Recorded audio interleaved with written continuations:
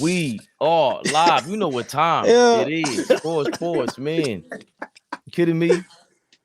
Fabian PerspecTV, expected, so accepted. Help me, Lord. I'm so sorry. I'm listening. Dom dropper to my left, or your right, depending on how you're watching this. Below me is AllBall, pause.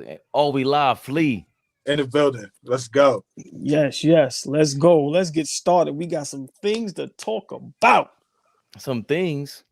The one thing, the in-season tournament has ended. The NBA Cup has been established. The winner has been established. The Los Angeles Lakers win the first annual in-season tournament.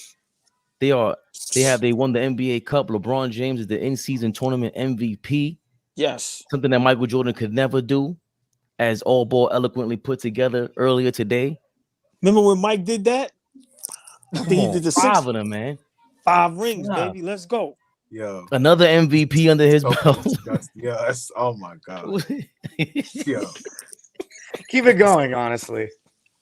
This is the champagne was flowing. The champagne was flowing. Bottles, right? Oh shit. They had goggles. The league, I can't believe the league provided all that for them. It's not a Lakers. They dropped confetti, man. The league, but they went all out for this shit. Back there, they had goggles on in December. Listen, boy, let's start this off. What do you think? What did you think about the ceremony, the celebration, the parade they were about to throw on the Vegas Strip? Ricky G said he's in LA next week, and he was going to catch the aftermath of the parade. All right, so I'm gonna try to be serious for a moment. I'm gonna try. I'm a little disappointed. This is gonna sound like hate. Because you're a hater. Flea, mind your business. My bad. Now I gotta please let him cook. I'm a little disappointed in LeBron. Let me explain why. If people can understand what I'm about to say, I don't mind the young players celebrating like that. I have a problem with LeBron doing all of that. Just being honest with you. 21 years in, he's considered the GOAT to many. You know damn well this don't mean jack shit. Excuse my language. So for you to be doing all that, it just goes to show you the competitiveness he doesn't have. Is he a great player? Yes, that's 2 different conversations. But I have a problem with him celebrating how he did. Because in no actuality, my brother Flea said it. This shit is a regular game. It wasn't a series. It was nothing but a regular game. So in all seriousness, I have a problem with the NBA doing this, the celebration. Now, it shouldn't have been no confetti drop, and it shouldn't have been no popping bottles in the locker room. I don't mind while you on the floor, you win, you have the guys talking. LeBron gives his speech as far as being the MVP for that moment, winning the in-season tournament. Hey, this is the first one ever. All right, I understand that. But to treat this like this was a championship, and then for people to actually act like this is a championship, him being a veteran, the 21-year guy, the GOAT, this and that, I'm being honest, I have a problem with that. It just goes to show you he's a master. His mastermind game is legendary. If the Lakers don't win this year, I guarantee you know what people gonna say? He won the in-season tournament. Oh my God. Really? Watch. And I'm gonna say this. People think I'm joking, but I'm serious. LeBron James can win 2 championships in 1 season. No, he can't. No. All right. I'm just LeBron James is going to be the first superstar legend in NBA history to win back-to-back championships in 4 months. What do you mean? This is insane. This is insane. 2 MVPs in 1 year. I see. I'm trying to be serious, Flea. Y'all making me joke. So I'm gonna leave it like this. The Lakers look better than what I thought. Can they keep it up? I don't know. LeBron James is playing great basketball, all jokes aside. I don't like the Anthony Davis slander. Where's it at now? Great game last night. Everybody's always saying, get rid of AD. He street closed this, and that. Where's his props at when he deserves it? But to answer the initial question, I'm going to leave it like this. I do have a problem with the NBA celebrating that in-season tournament. They did way too much. And LeBron, being who he is, fed right into it. And it made him look, to me, it just looked weird. I'm being honest with you. Them doing all that, him saying, "Oh, you guys ain't never have this," bruh. You telling guys they never did this before, right? That's not an NBA Finals, bro. So for me, I have a problem with it, but that's who I am. It is what it is. Please, y'all thoughts. Flea, go right. Go just shoot Fifth right back. title, man. You're itching. I got a couple thoughts on it. First of all, like I said in the beginning, I always thought the in-season tournament was dope. It was just a lot of competitive basketball.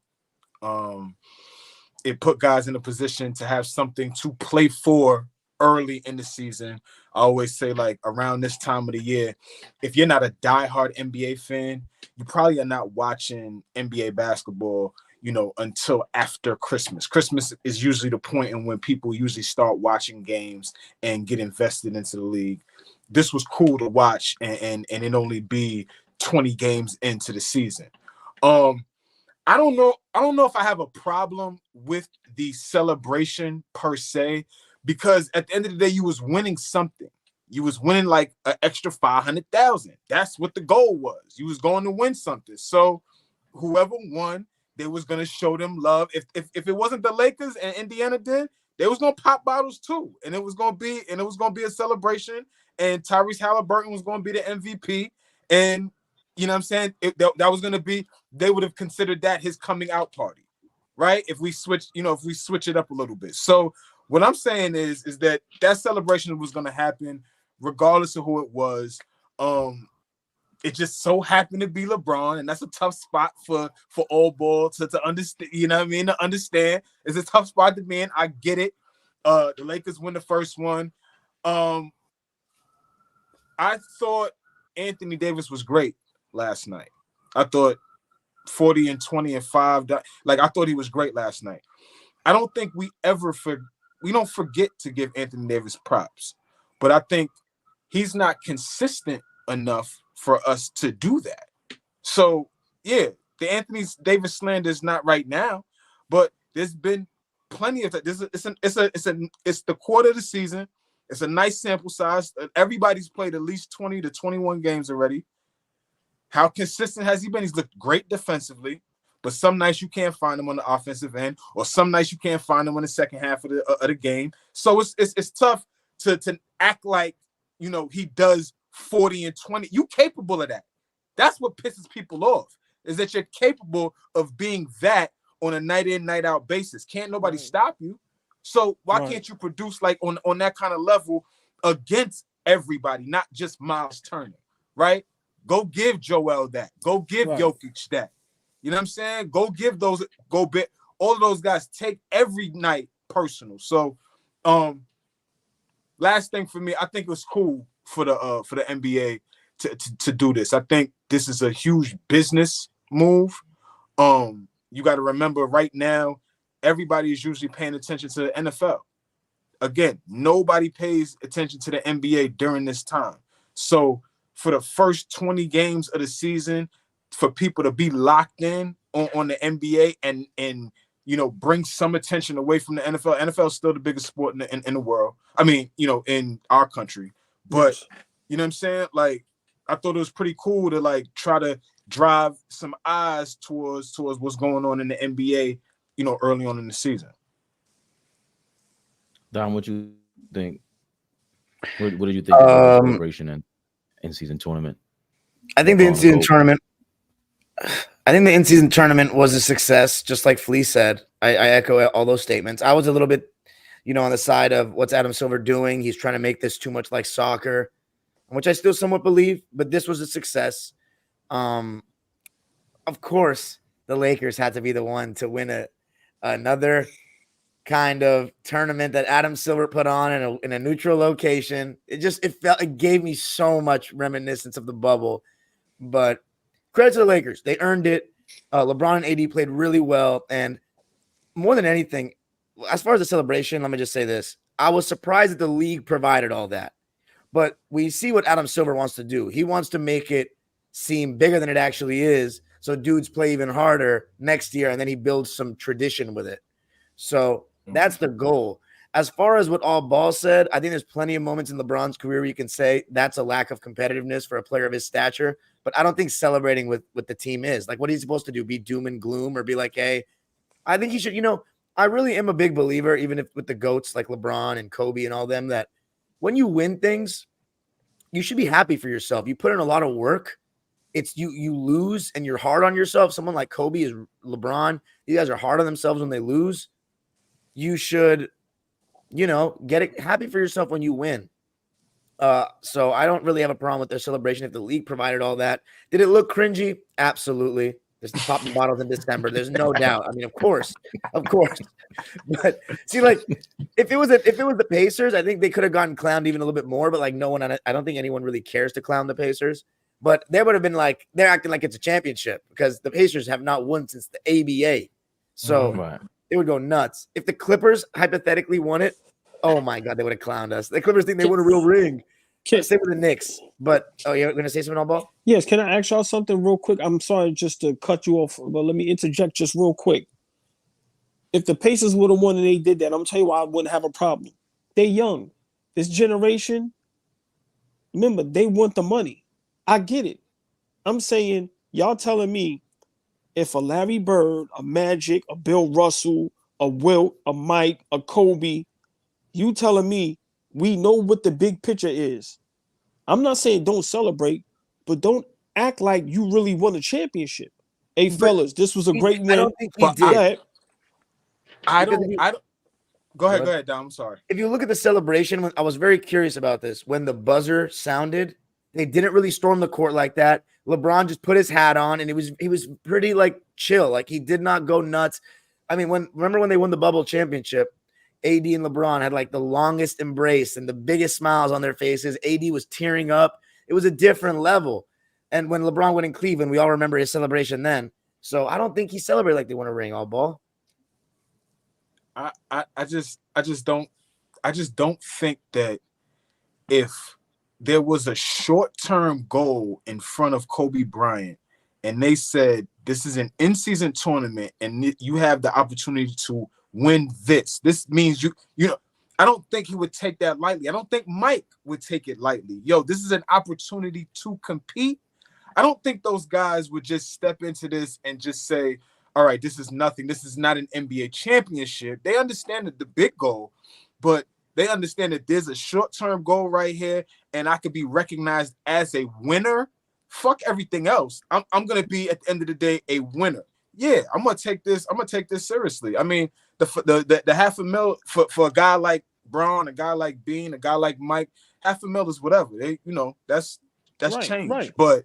But to be looked at as a winner, if you consider those guys competitive guys, I think all three of those guys, we're just talking about all three of those guys, even Magic, even, Bird. I think if they was put in front of them, we go out to the Olympics, 92 Olympics. This is a short-term goal. We want to win. And all of those guys took that shit seriously, so I don't know. I think all of those guys would compete, in a position like that.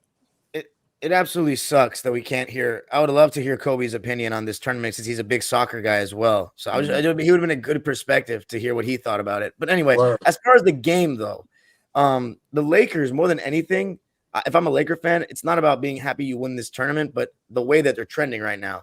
Since Vanderbilt has come back, their defense looks a lot better. Like now you're starting to see what they kind of wanted to put together this year, which was a lot of size, a lot of big forwards. And Anthony Davis, man, I still stand by it. Every time the stakes get higher, he's the best defender in basketball to me.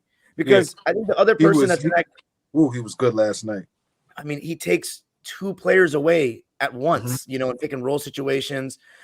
He's an amazing rim protector.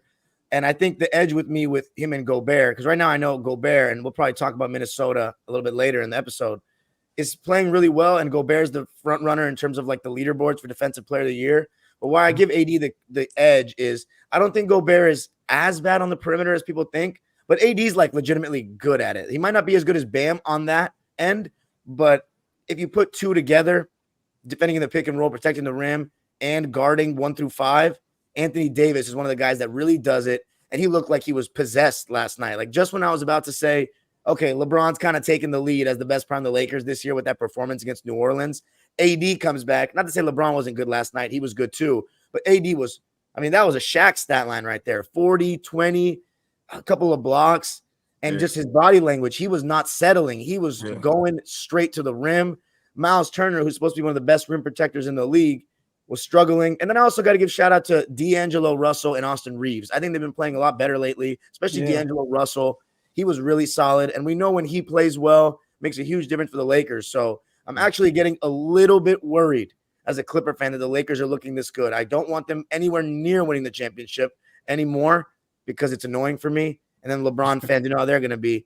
I don't want them to win, straight up. But I got to be fair, and I think they're looking really good right now. LeBron's look like he's gone back 3 years. I don't know how that's possible.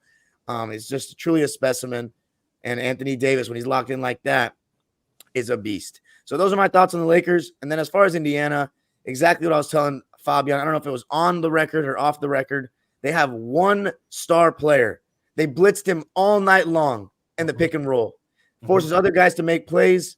They are no more than a first-round team this season. But once Haliburton gets paired up with another star, they'll be cooking in Indiana because the guy is a really special player. But the Lakers did a great job on him. And before I pass it on to Fabian, big shout-out to Cam Reddish for the way he's been defending people lately at the point of attack. He is starting to look like a real NBA player.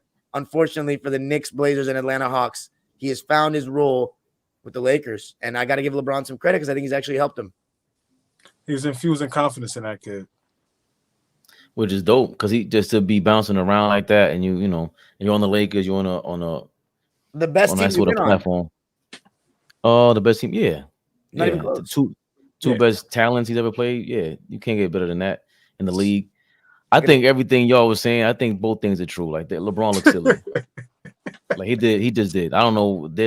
We can't argue this, bro. He had goggles on in December, and it's not the bubble. Like he wanted to burn his eyes. Yeah, exactly. So, you know, I can't imagine Larry Bird left the jacket on during a 3-point competition. That's just like the coolest. It's an exhibition, doesn't count. And he showed you how to do it. But LeBron, he's just a goofy dude. You know, no disrespect to him. He's just silly. And it's just, I don't know. It was just funny. But I do agree with you, Flea. Like, that's what I wanted to ask you in particular. This year so far, to me, the team that looked the best out of anybody is Denver healthy with Jamal Murray healthy.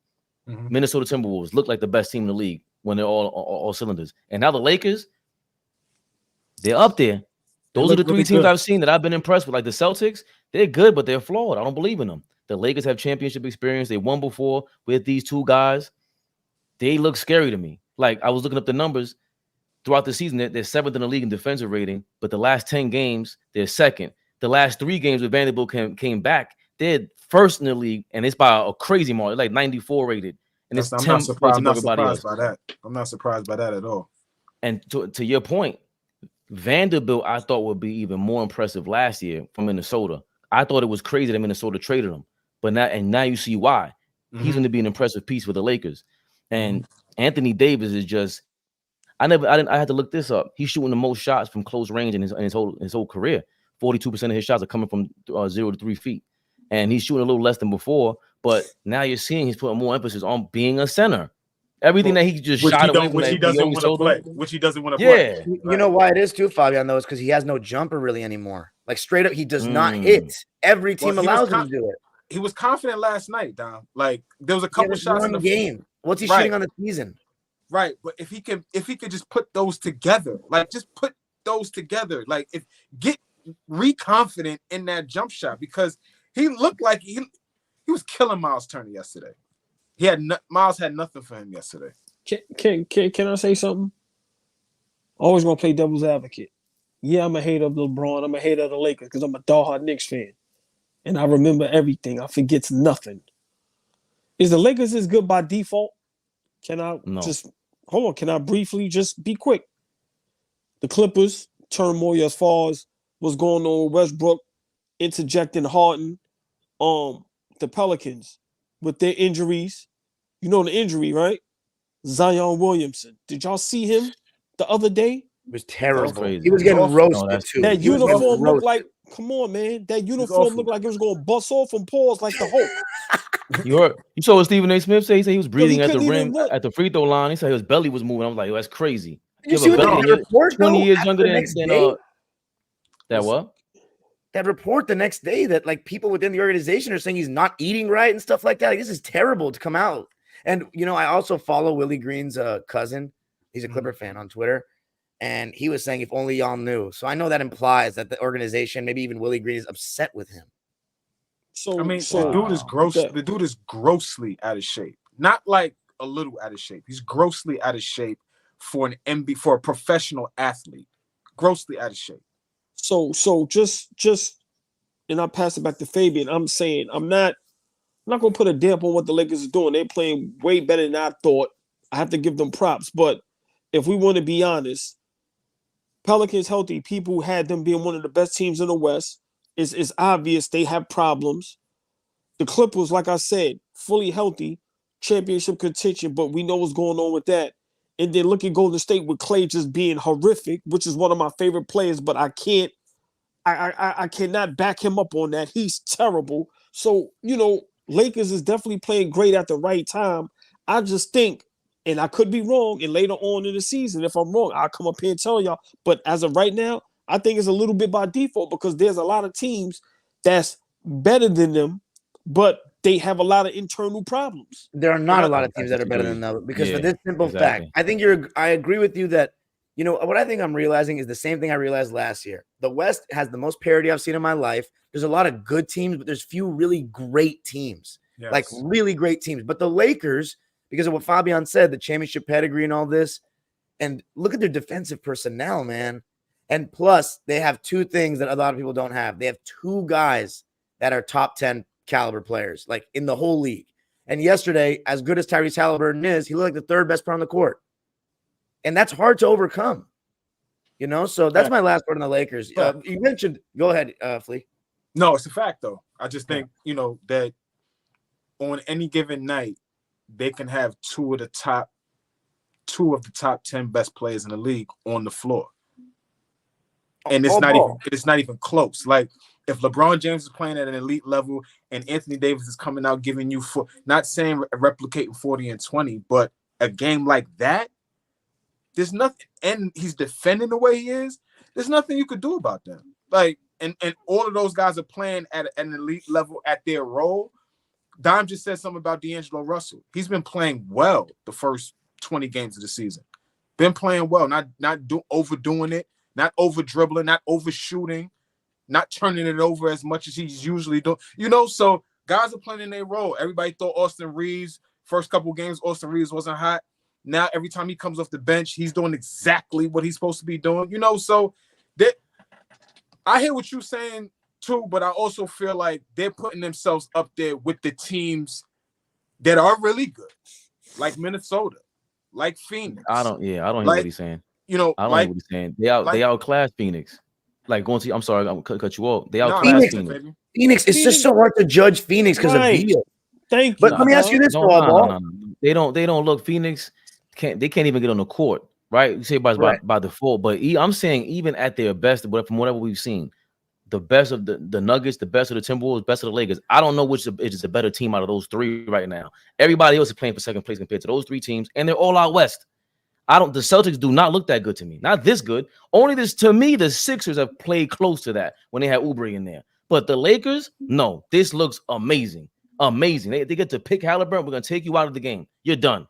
Whoever we want to. That kind of defense, you can't replicate that. You can only have certain players in the league who can have that IQ. To your point, Flea, Anthony Davis and LeBron James have high-level IQ.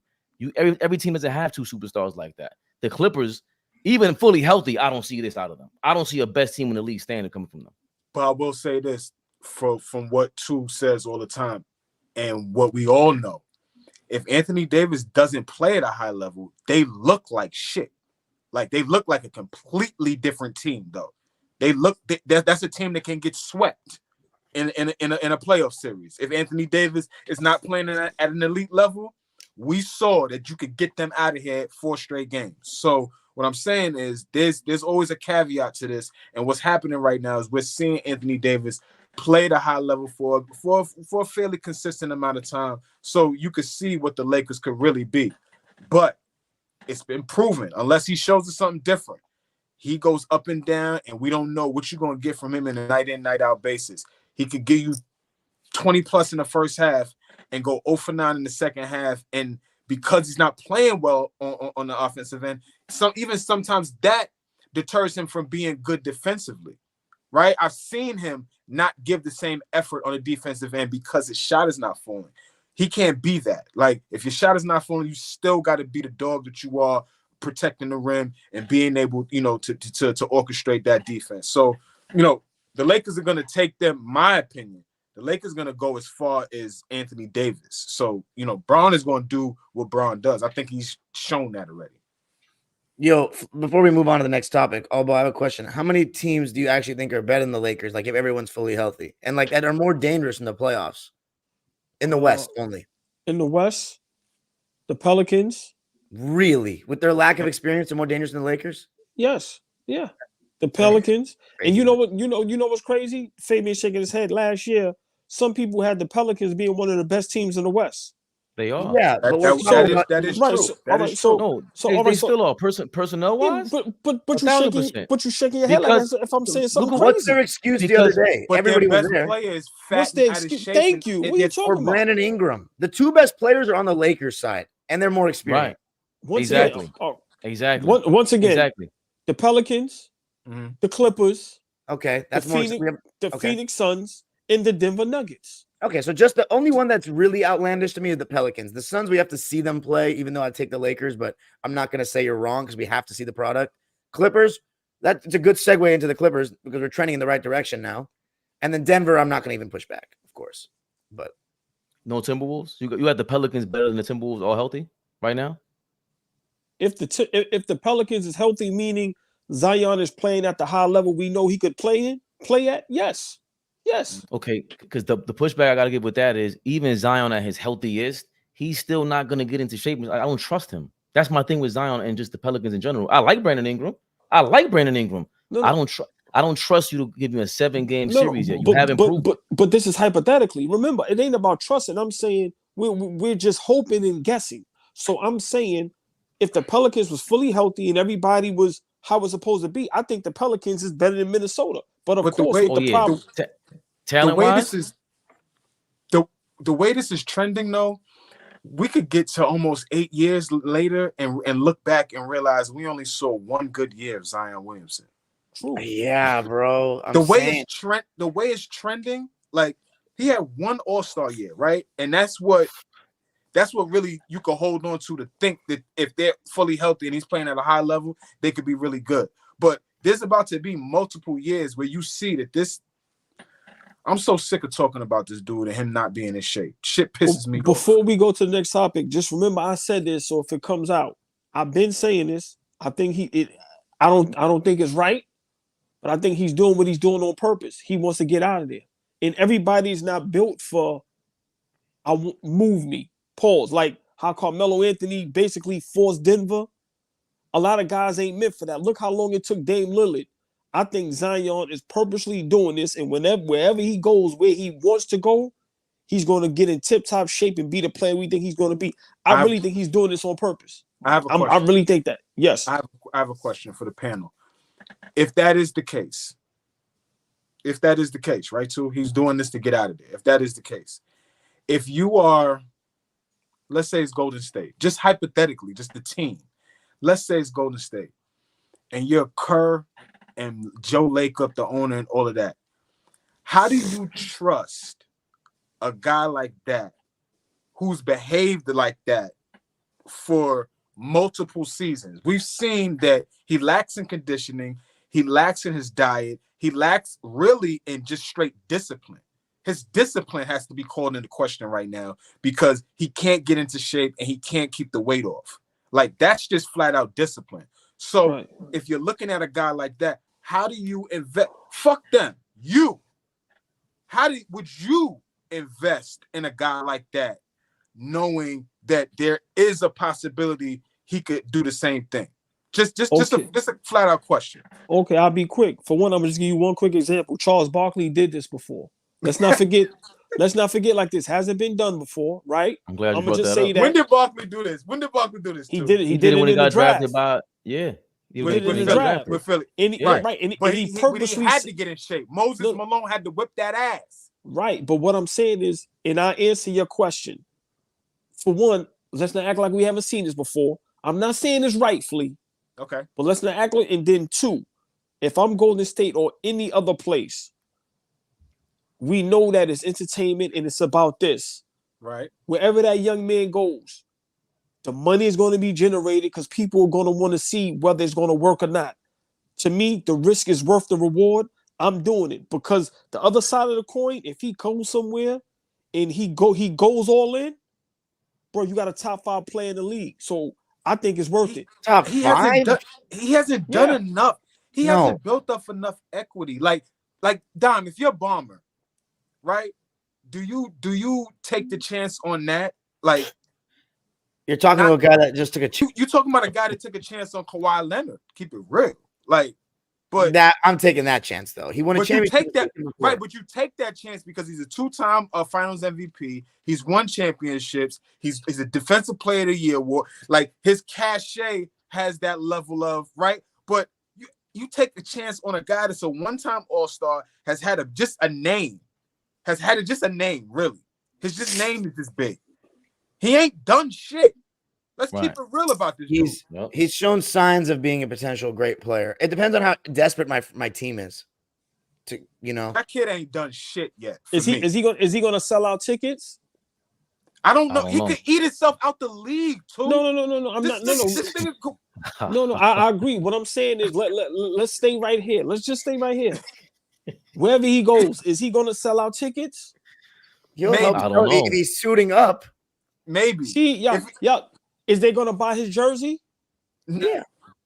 That's all I'm saying. If they announce we're trading Julius Randle for Zion Williamson, my heart might drop, bro. Like that's not everything you just said right now. We brought up Barkley. Okay, but Barkley also proved himself in college. He proved himself when he was Zion didn't prove himself in high school and college before he got hurt. Did he not prove himself? Nah. Yes. That felt like eons ago. Hold on. That feels like eons ago. Yeah, it feels like eons ago. With Barkley, he came to the league, got fat, he got Moses with him over there. We haven't heard anybody be Zion's mentor, nothing. I'm not excited about this guy coming to the Knicks. Julius Randle plays every single game and looks like an ox out there. Let's not. I don't even like this guy. One thing I'm never not about Randle is the shape he's in. Will the Garden sell out if Zion comes there? The Garden will sell out if you're in the starting lineup. The Garden's gonna sell out. The Garden's gonna sell out with me and you on the basketball court. Yeah, literally. So that's not even. So for me, the Zion thing is scary, bro. That's scary. And that's the problem with the Knicks. That's the problem with the Knicks. That's the problem with the Knicks. That's probably one of the biggest problems with the Knicks is that the Garden's gonna sell out with all 4 of us on the court and somebody else coaching us, right? That's the problem, is that we sell out no matter what the fuck we put out there. But that's another conversation for another day. Like, okay, Zion comes here, he's gonna sell out the Garden, big name. So what?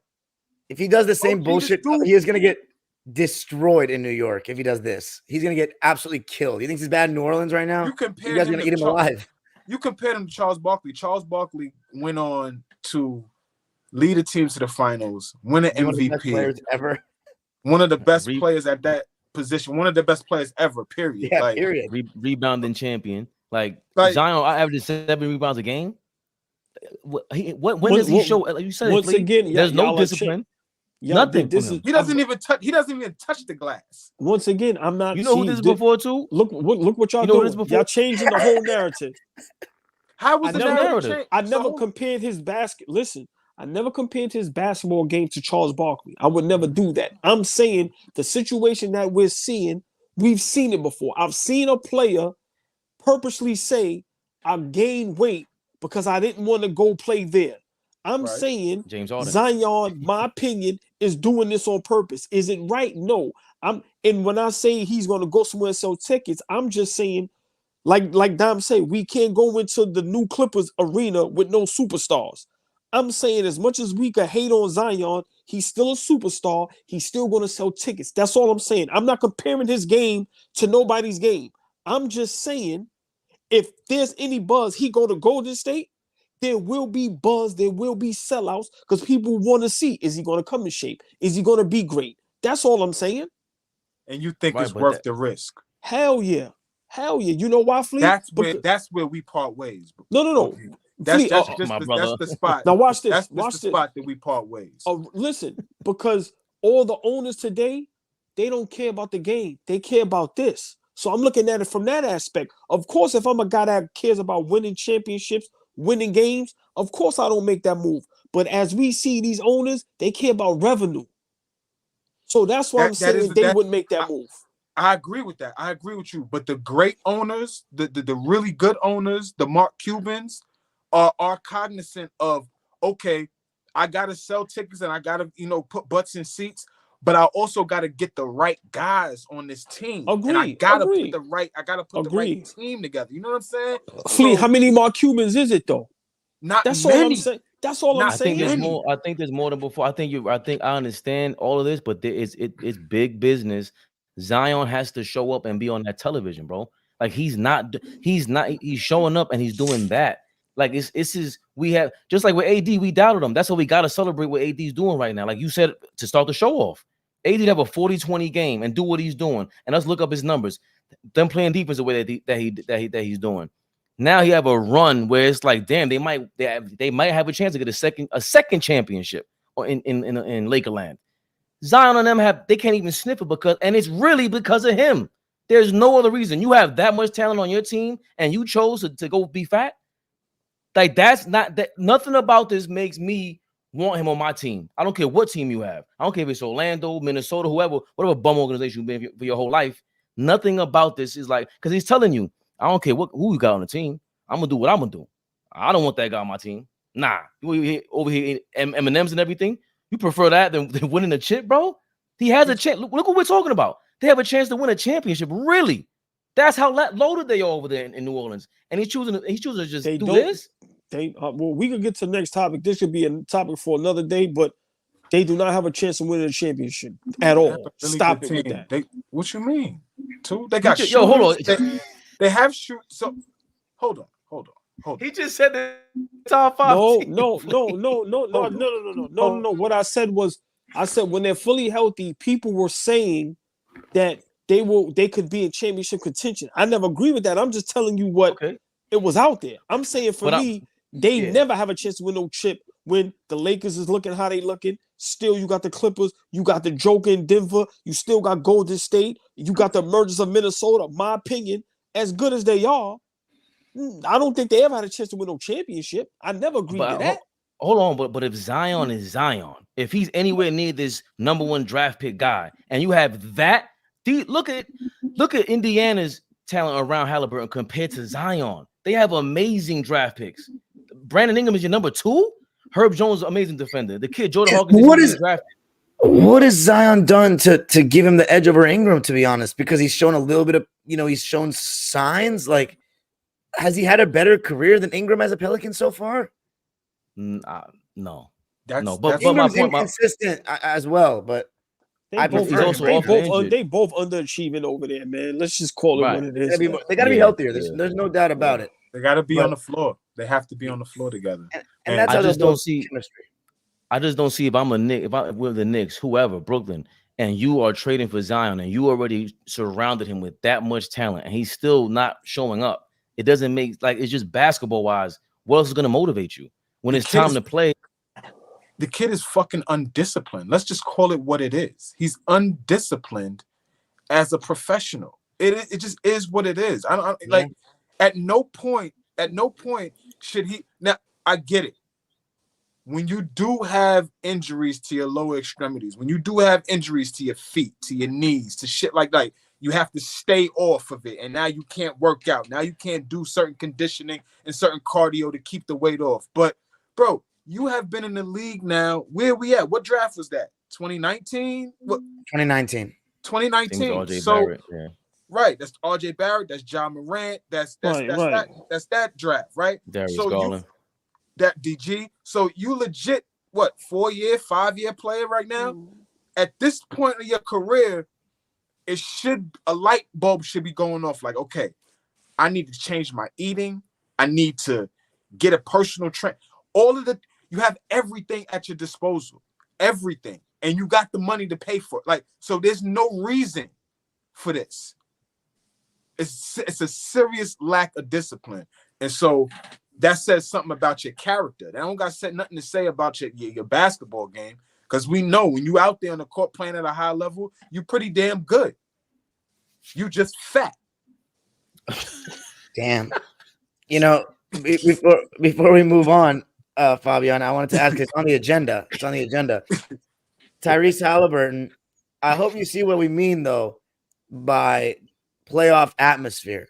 It's a different ball game. What you got? What, Dime? I'd be straight up. What the hell are you talking about? Haliburton, he's still a top 15 player, top 10 guy in the league right now, maybe.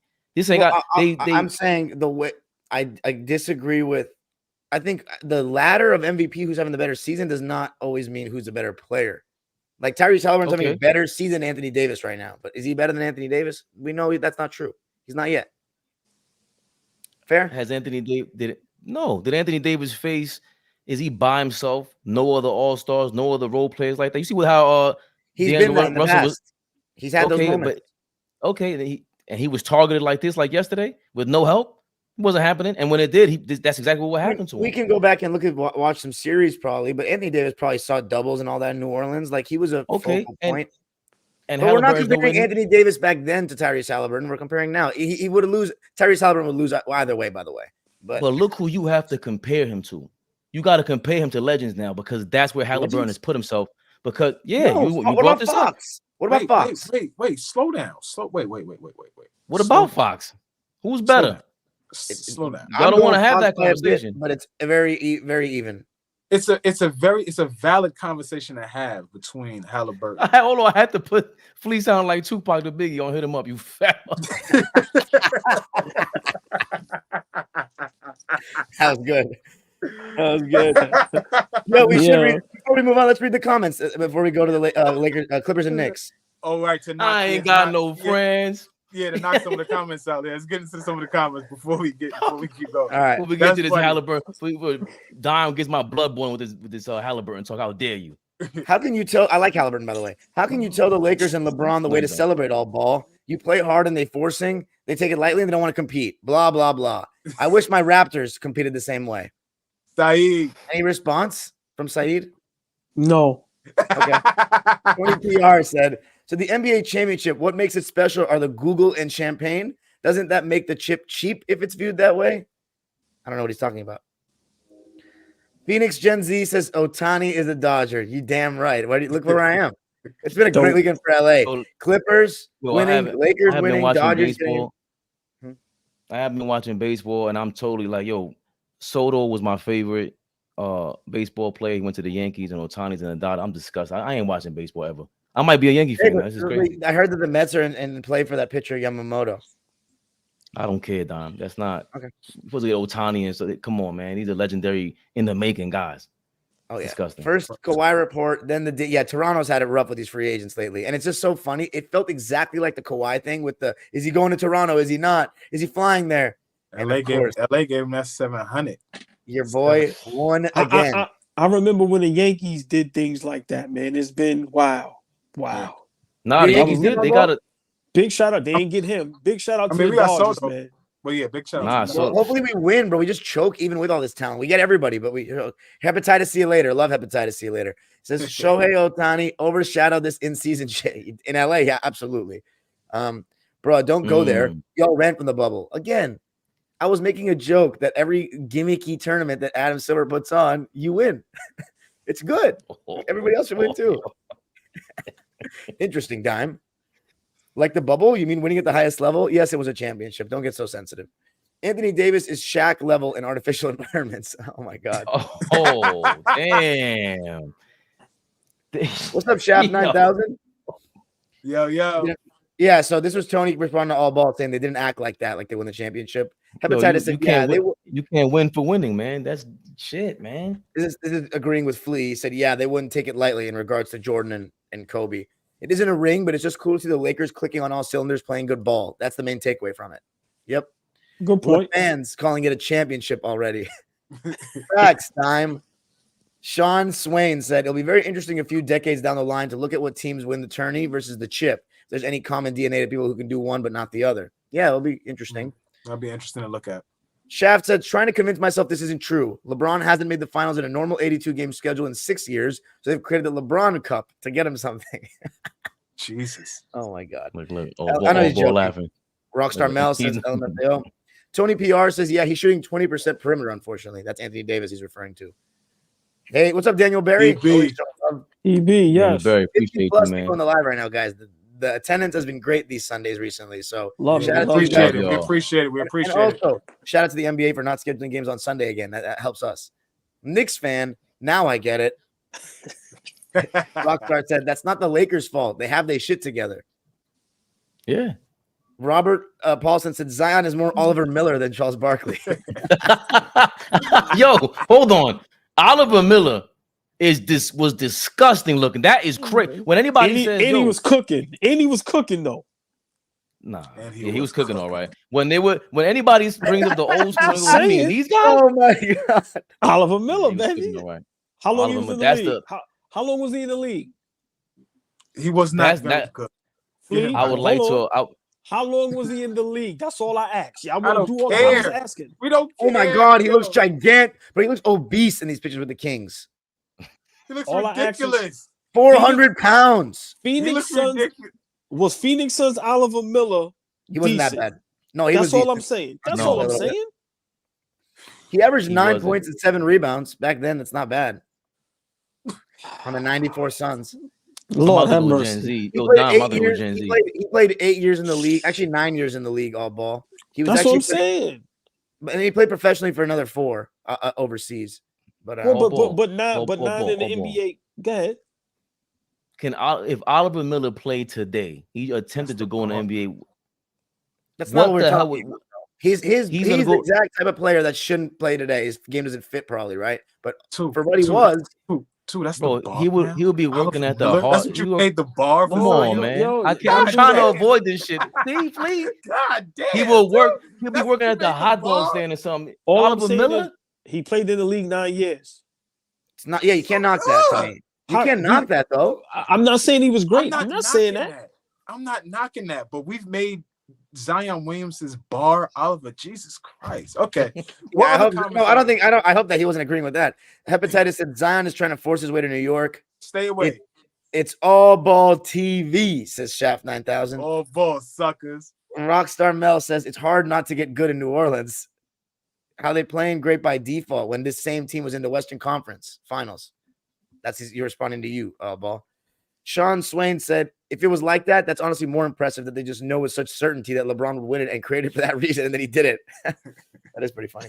We had 20 games with injuries as well and not completely whole. So not sure what the angle is. We are now getting healthier and it's showing. Hepatitis had got to play in front of you. These are Laker fans talking to you, AllBall.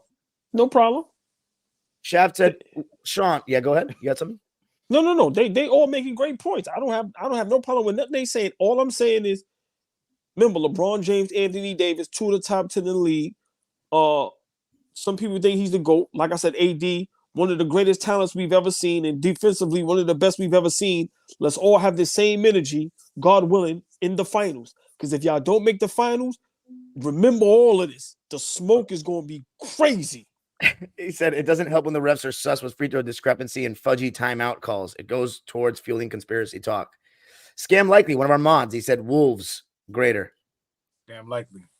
I like he Damn, likes the Lightly, Wolves. what's up, man? Yeah, Fab, talking that talk, said Rockstar Mel. Oh, today. Wow. Yeah, Today I right. Tony PR says Wolves defense is nothing to sneeze at. We'll get to that later. Saeed said Jokic is the ultimate equalizer for the Lakers, though. He's the only player that negates what AD does on the defensive end. That's a good point. It's a very good point. I wouldn't. Not say that. negates totally, but he completely takes his value on defense down. As Yeah, opposed to other he teams. makes things very, very difficult for He him. can't on guard the him defensive one-on-one. end. Yeah, I've seen he's AD just go he's crazy just as on good. Joker. What'd Yeah, you but say? that's old joke. That's old Jokic, though. This Jokic, that's the MVP That's old. caliber. He's struggled. Yeah, And that's everybody's- old AD too. Yeah. Yeah. You're Well, right. AD, I still think defensively he's no different, to be honest. I think offensively he looks way different. AD. He says it's all about matchups. Wolves seem to match up well with Denver, for example. Saeed said. I wouldn't Tony say Pierre? that. Oh, I'm sorry. Yeah. I'm sorry. They Yeah. do. The Wolves do match up really well with them. Hell Right. yeah. Hell yeah. Sean said Jokic seems like the ultimate equalizer for anyone, to be honest. Hardly been a more clear top dog, in my opinion. Quick question, because I laugh at this. Y'all say they match up well. What happened in the playoffs last year? How did that match they go? won more games against them than the Lakers did, and they won as many games against them as the Heat did. The only team that did better was the Suns, and they're an 8th seed. So I'm asking once again. Minnesota matches up well with Denver. How did that matchup go in the playoffs in the first round? It went the way it's supposed to go when you don't have your star guys with you or your role players with you. When Denver didn't have Jamal Murray, what happened? Excuses. I hear you, my brother. Jamal Murray, have it how y'all want to have it. Go ahead. Okay. Yeah, Nas Reed broke his hand. No Nas Reed or Jaden McDaniels. Yeah, Nas Reed is shooting 40, 50, 90 this year. He's shooting crazy. Last year I didn't have Minnesota fully healthy beating Denver, but this season Minnesota's a different team. I don't know. So Hepatitis said the Pelicans, laughing at what AllBall said. The Pels, really? Lakers own the Pelicans, LOL. You saw Zion versus LeBron, 23 versus 38. Put him to shame with conditioning and stamina. That is pretty embarrassing that LeBron. It's embarrassing. Yeah. Fat mother. No, hold on. It's hold on. And you know what's crazy, y'all? I was going to make a post today, right? But I was tired. It was Sunday, but I'm still thinking about it. LeBron is putting a lot of guys to shame. Yeah. The KDs, the Kawhis, the James Hardens. To shame. No. I'm saying conditioning and being able to play at that level. Yes, he is. I'm sorry. No, Kevin Durant has come off a torn Achilles and is averaging 30 points. And he's had to drag these bum sons that are always injured now. When the last time KD like that? When the last time KD been to a conference finals?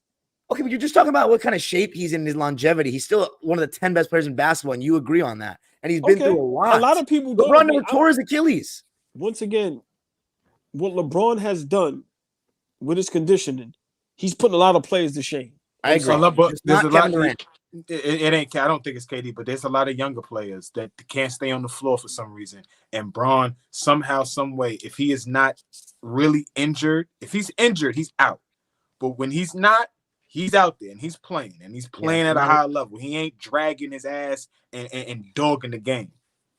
Well, there are some games defensively where he can be a little shaky. I would agree with that. I would agree with that. All right. He's putting his teammate to shame when it comes to conditioning and just that kind of his DNA. He's crazy. So yeah, I think he's a specimen, man. And I always put him in the conversation with Shaq and Wilt, but remember Shaq was known for not being this. Wilt is always in shape. Right. All those teams better than the Lakers on paper only. Wolves getting disrespect. Rockstar Mel says besides Denver. Tony PR said OMG. I wonder what that was to. Rockstar said it's too many what ifs. Shaft 9000 said this year in the West, it's Nugs, Wolves, Clippers, healthy Zion, Pels, and healthy Dallas. Odds are LeBron, AD, or both will be injured by the All-Star break. Okay, come on, Shaft. First of all, I don't want to speak that into existence. Secondly, how can you put us in the conversation and then say the Lakers are bound to get injured? Kawhi and Paul haven't missed a game.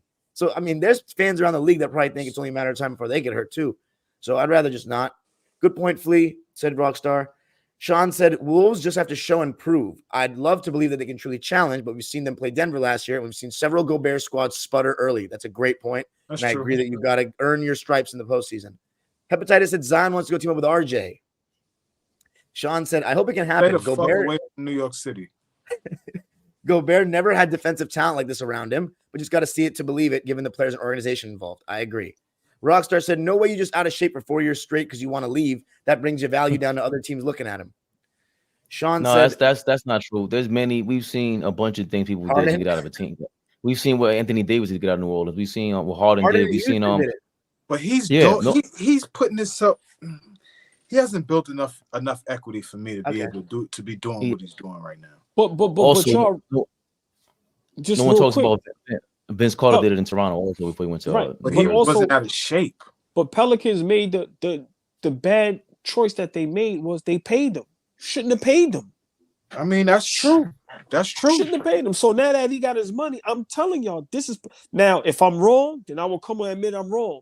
If this goes on, probably let's say another year or two, then I'm being honest. I would never say kick someone out the league or a person deserves to lose their job. But listen, man, if you can't stay healthy If you can't keep the weight off, bro, then you in the wrong profession. He That might have kid- to get up out of here. That's what I'm saying. That kid lacks discipline, and that says something about his character. He already lacks, good decision making. We don't want to go back to those decisions he was making off the court. But you know what I'm saying? I disagree with that, but that's another talk. I ain't got no problem with them decisions, man. I totally agree with that. We fully support you. Your off-court decisions in that case is amazing. I'll make those decisions. I got Dom, let's get to the next topic. Come on, we gonna get me in trouble, man. Yeah, his playmaking off the court is outstanding. It's impeccable, right? Two say back 1,000 off the court. That nigga back 1,000. And nigga in shape off the court. Go ahead, Dom. Nuggets just an injury away from a key player or two falling short too. When healthy, I take over anyone, but they're not deep at all. You're right. My name is Dubson. We have to stop calling guys great or the best player on a team when they don't do anything worthy of it. Tony PR said basically AllBall saying Zion using a Harden right now to get moved. Yes. 100%. That 5-man unit is crazy. This is the starting lineup, but they're really thin after that.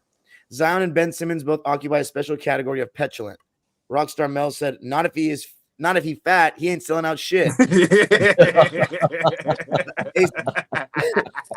Ace Boogie said, AllBall trying to stand up for Zion, but shits on AD. LMAO. How about that 41-20? I think Ace Boogie, you probably just came in because he gave him his flowers in the beginning. He did. Zion is not box office like that. He could have been, but his stock is too low after too many years. Gonna have to sweat to earn it back. Yeah. That's a great problem to have, Flea. He's talking about the tickets with MSG. Yeah. Sean said, Harden can't even make an all-star game leading the league in assists on a contender with 1,000 times Zion resume and the same behavior. They got shooters, they got defenders, sadly not in the same bodies. Deep but awkward roster. You talking about the Pels? They don't have that many shooters, though, bro. Look at their starting lineup. Zion, that's one thing I noticed. Zion doesn't shoot from outside the key. Jonas Valanciunas is not convincing anyone from downtown. And even though the kid Jordan Hawkins can shoot that shit. But he don't start. And Trey Murphy. He doesn't. And Trey Murphy does. Trey Murphy can shoot that shit. They don't start. Herb Jones is shooting better this year, but he's not convincing either. So that's three. And then Ingram doesn't like taking threes. So there's only one guy, that likes taking threes in that starting lineup. He says, who do you trust more to make the playoffs, Warriors or Pelicans? I'm going to go with the Warriors for the simple fact they have Steph Curry and they don't. That's all I got. I'd like to hear your thoughts on that question from Ace Boogie. Who you got more confidence in making the playoffs, the Warriors or the Pelicans? Neither one. No. Being honest, not neither one. The Pelicans, like I said, who you have more faith in though? This is going to be tough. The Pelicans. Okay. I'm being honest. Go listen, man. I've been saying this. Golden State is a bad team, man. I'm sorry. Like I feel bad. I'm saying the way they're playing this year, like I don't know what happened with Klay Thompson. I know how I feel about Draymond. He averages a triple single. Because Ming and them guys, I just think they never was good enough. Curry is literally by himself. And when you're that small of a player, we know the impact you can have on winning. Now, if Curry was 6'8", 6'9", then it'd be a different story. But so I know you three guys understand exactly what I'm saying. You cannot be a good team, but not be a bad team. Does that make sense to y'all? Like y'all don't have to be a good team, but you're gonna fall somewhere. And I don't think Golden State look at Golden State where they're a bad team. Look at Golden State last year on the road. That's all I'm saying. They was dog shit on the road. Right. They couldn't win a game on the road. In this season, they don't look great. They don't look that much better than the Pelicans. I'm sorry. I don't know if I could just consider them a bad team though. I don't know. Mediocre to me. Very mediocre. Bad teams find ways to lose. All right, well, I exaggerated. I'm not gonna say bad, but because they still have one of the greatest players we've ever seen. So I'm not bad was a little hard. That's hard for me. But they're very mediocre. I'm sorry. Yeah, I can agree there. Yeah. Pelicans because I don't trust Warriors' health. Zion be lying. Zion and Ingram are passive personalities. You can't win with no dogs. Interesting. Zion stays hurt and out of shape. I think Ingram could for sure be an alpha if his body could handle it. Who's frontrunner for Depoy, AD or Gobert? I think it's hard for me to answer because I watch AD every night. I don't watch Gobert every night. Sean Swain said Gobert. defensive player is hard to gauge because you have to really watch the games and the stats. But I think Gobert is up there, you know, and the proof is in the pudding right now, being Minnesota's one of the best defensive teams. People don't like him personally, so they tend to not want to give him his props. But Gobert defensively is tough, man. Dime. Yeah, no, I'm one of them. Fuck him. Anyway, so Ingram would be great next to Haliburton versus next to Zion. Pelicans are drafted Zion. They aren't trading him for him, who's better, and his trade values in the gutter. LMFAO, compare him to legends because he's been playing good for a few months. He's talking about Zion. Yeah. Celebration police. No. He's talking about Haliburton. That's what you should be comparing him to legends. Yeah. Okay. You should be comparing him to legends right now. Okay. The celebration police swear the Lakers can't celebrate after being $500K and winning the first ever in-season tournament. LOL. Robert said, didn't Stanley Roberts eat his way out of the league? Yes. Robert, tell him, Robert. Yeah. Wait. But Fleet, he's the reason why we lost X-Man. Xavier McDaniel. But Fleet, what I just said a little while ago, I said, yo, if this goes on for another year, so I said he may could be out the league. Yeah.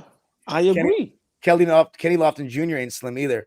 Lakers' biggest problem wasn't being able to control Murray. He averaged 32 on 50, 40, 90. You're not going to stop Jokic. You can make the other guys work harder. But I also think the Lakers didn't close games. They outdid you. Their duo outdid you closing. Yeah, you got to close. Kenny Lofton Jr. also isn't making $250 million. He's not the franchise player in the league. Like, shout out to Kenny Lofton Jr., but he's not Zion. But also, you know, just to give Lakers a little credit. Last year, I know I made fun of that they got swept, but Denver was just a better team. So, you know, let's not get because I seen the last comment. It had, regardless of how great Murray and Joker played, Denver last year was just a way better team. Better coach, had a better overall roster. And let me just say something about Denver. Michael Porter Jr. be flying under the radar. No, he's good. Okay, he should be better. He shouldn't be just good. Okay, I agree. I think there's a lot better. For example, there was a game that we beat the Nuggets, and he was 7 for 8 in the game, and they didn't even give him the ball. And Malone apologized after. So I think he should be the second best player on that team. No, he should. By far. Anyway. Yes, he should. He's 6'10". Talent-wise. Yes, he should. Talent-wise, but Murray, I expect to be successful. I think Murray needs to be the second best player. Right, Murray got the motor. But I think on certain nights, Michael Porter Jr. got to be the guy. Certain nights, the second guy. Like he should be more. He should be that guy more. 1000%. Dylan. Also, LeBron was hurt. LeBron was hurt last year in the playoffs. Didn't he break his foot or some shit? Yeah, whatever. Dylan Carey says AllBall with the worst takes ever spoken. Oh my god. What was it? One man's excuses is another man's context. AllBall. Scam likely said my Wolves going to the finals. Come on, Scam. You really jumping off the wagon? You think Russell Westbrook finishes the year with the Clippers? I hope so. Oh, let's stay there. Let's get to these Clippers. Tom. Let's go Clippers. That's a good segue. Let's go Clippers. Let's go. I mean, we're playing really well lately. 8-3 in the last 11. Zubats has been playing awesome. Our defense has been better. Harden's been good in his role. But Kawhi, the last couple of games, is starting to come back to that Kawhi Leonard. That AllBall was challenging. And it looks like he's starting to take that lead slowly but surely as our best player. And the defense, you know, we really only have 2 negative defenders in our rotation right now. Powell and Harden, and they're both giving their best, you know, which is all you can ask for. And yeah, I mean, we have star power, there's no doubt. And then Daniel Tice is playing great off the bench. So trending in the right direction. We got Portland on Monday. I'll be at the game. And if we win that, which we should, that would be 9 wins out of the last 12. So now we're 500 with Harden, 8-8. So it's trending in the upwards direction. Well, I go first because I was adamant about this. I don't hear the James Harden hate train no more. Well, what did you want me to say? I told you. Look, here you go. I don't like him still, though. What changed? You're being defensive. I never say your name, so you're being defensive. Look, in the court of law, guilty. Give him life. Look, told on yourself. Let me finish my take, please. I've been said it, and I'm gonna say it again. The LA Clippers will go as far as they allow James Harden to take them. Yes, Kawhi Leonard is the best player on the team, and I'm glad he's having the last couple games some great games because he has the skill set to do that. I'm tired of these guys being passive, humble. No, if you're great, go out there and be great and do it every night. If you're going to be the best two-way player, if we're going to say, oh, he has 2 rings, he has 2 finals MVPs, he this, he that, show up.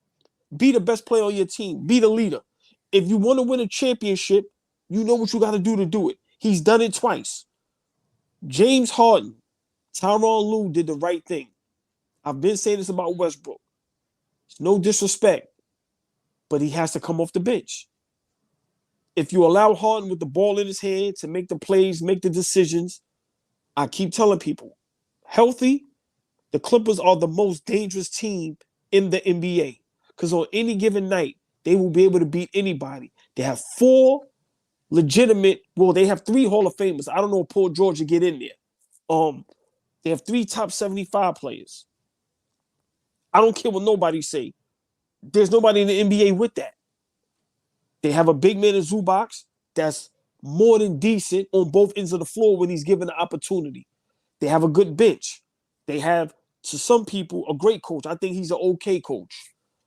Where's the James Harden hate train at? When they was losing, oh, we hate Harden. Now that y'all won the last, I think you said 9 out of 12, or what is it, 8 out of 11? Where's the props? Every night I give it. It don't, well, not true, but not true, but I'm just talking to everybody, and overall, the James Harden thing was out of control. Once again, when all ball is wrong, people, I deal with it. When he's just right a little bit, because remember, I can still be wrong, but I'm saying right now, when he's right, it's crickets out there. Yeah, well, you should go on Twitter more. There's a bunch of people that, the Harden PR from the Clippers and their media is insane to me. I just can't stand it. But so whatever. I passed the rock. I knew what I was talking about. James Harden, right now, listen, the ball got to go through him. Big shout out to Tyronn Lue for having the guts, man, to make the right basketball play. It's not always easy when, you may have a player on your team that you may like better in whatever aspect, but they might not be great for the team or to be starting in that. Listen, I commend him. He's doing what it takes to win basketball games. If the Clippers can keep this up, they will be a threat to everybody in the West. So I just want to know what happened to the Harden hate train. That's all I want to know. I'm keeping mine short and simple. Y'all can have the floor. Where's the Harden hate train at now? It's still going. Yeah, I don't know. What do you feel about the? I don't know. Fabian was hating too. I can't wait for his take. I don't think that I had too much hate for Harden, so I'm probably not a part of this train that they know who they are, Flea. That Two was talking about. But for the sake of the conversation, I'll jump on that Harden train. I think it took a moment for you guys to gain some traction and figure out how you guys wanted to play basketball, right? There was a moment in time where you had to figure out who was going to come off the bench. You had to make that was a tough decision. You guys make that decision and have to get over that hurdle. And now y'all are just figuring out who you guys are defensively. That's what's big for me with what I've been seeing with your Clippers, Don. You guys are figuring out how to defend, what your rotations are going to be, what you guys look like in terms of minutes, how you guys are staggering minutes, all of that. The offensive side of the ball, I'm really not very concerned because great players, in my opinion, always figure out how to play with great players, right? There's always a moment in time where they figure out how to just play the game of basketball. Those four guys are high IQ guys. We can question Westbrook's IQ, but I'm just talking about just the game of basketball. Those four guys are high IQ guys. They were going to figure out how to play together at some point. I thought the biggest piece was what you guys look like on the defensive end. And from what I'm seeing, everybody's figuring out their role on defense. And the biggest thing you said at the top of this was Kawhi coming into form, right? Kawhi looking more comfortable out there. Kawhi taking on more of a challenge on the offensive end as well. That's going to be big, in my opinion, for y'all to go forward and be successful. Y'all still, when I was looking at the standing, y'all still fairly at the bottom of the Western Conference. I'm sure that'll change as time continues to go on. But things are looking up for the Clippers. I have nothing bad to say about them. And it's weirdly flying under the radar still. Yeah. Even though we have the super team. When we were losing, everybody was talking about us. Now no one's talking about us. Yeah. So interesting. Any words, Fabian, before we go to New York? Yeah, what you got, Fabian? They ain't winning no championship. I don't care what James Harden got going on for you. You must not have watched last year when he showed up for 2 games and then shitted on himself for the rest of the playoffs. But he's a third option now. Hey, Flea, you heard fuck Dom? No, yo, what we've been is. flying in the radars quiet because they winning. If they was losing, the Harden hate train will still be out of control. Look, everybody is dumbfounded. Though. The Look, people like it's shitting on the Clippers. quiet out there.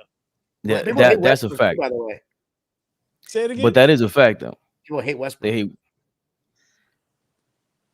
that, but that's another thing too. Westbrook sat on the bench.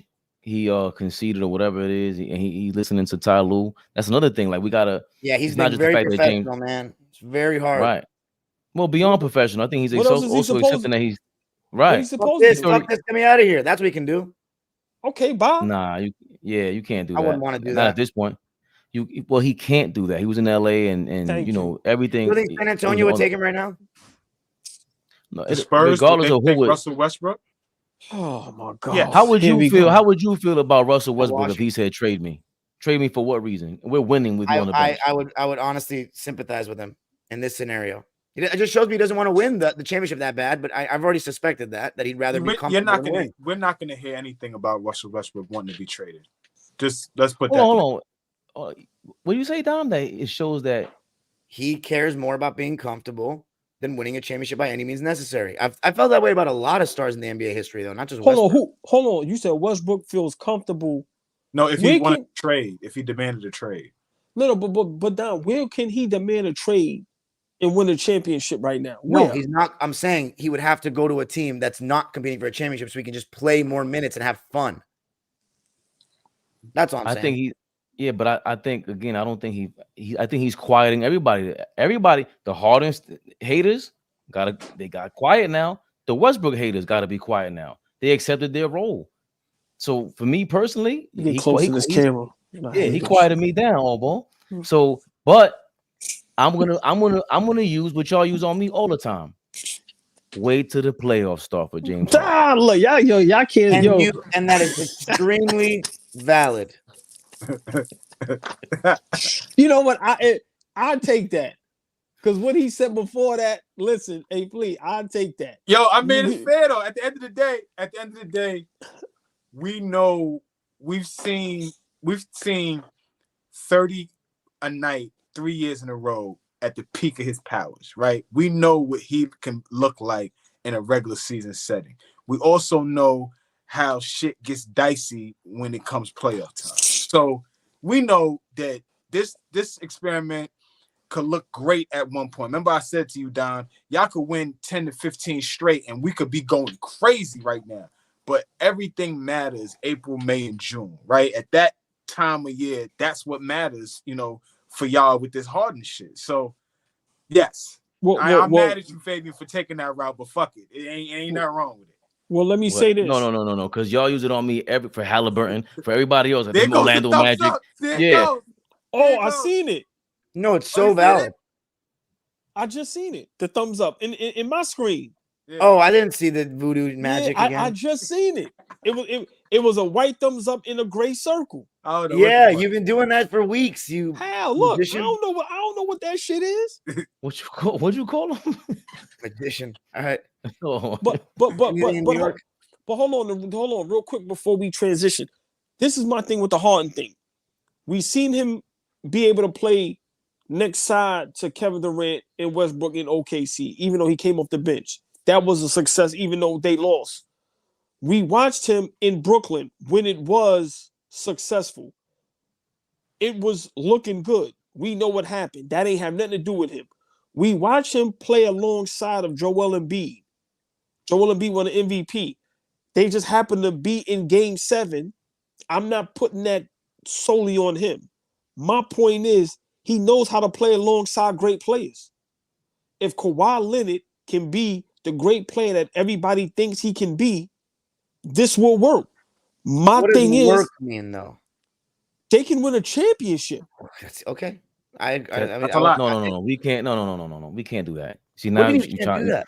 Because once again, he's somehow trying to rewrite history with Harden. Harden does not have this undeserved hatred. We dislike him for not competing in the playoffs when it matters most. That's a fact.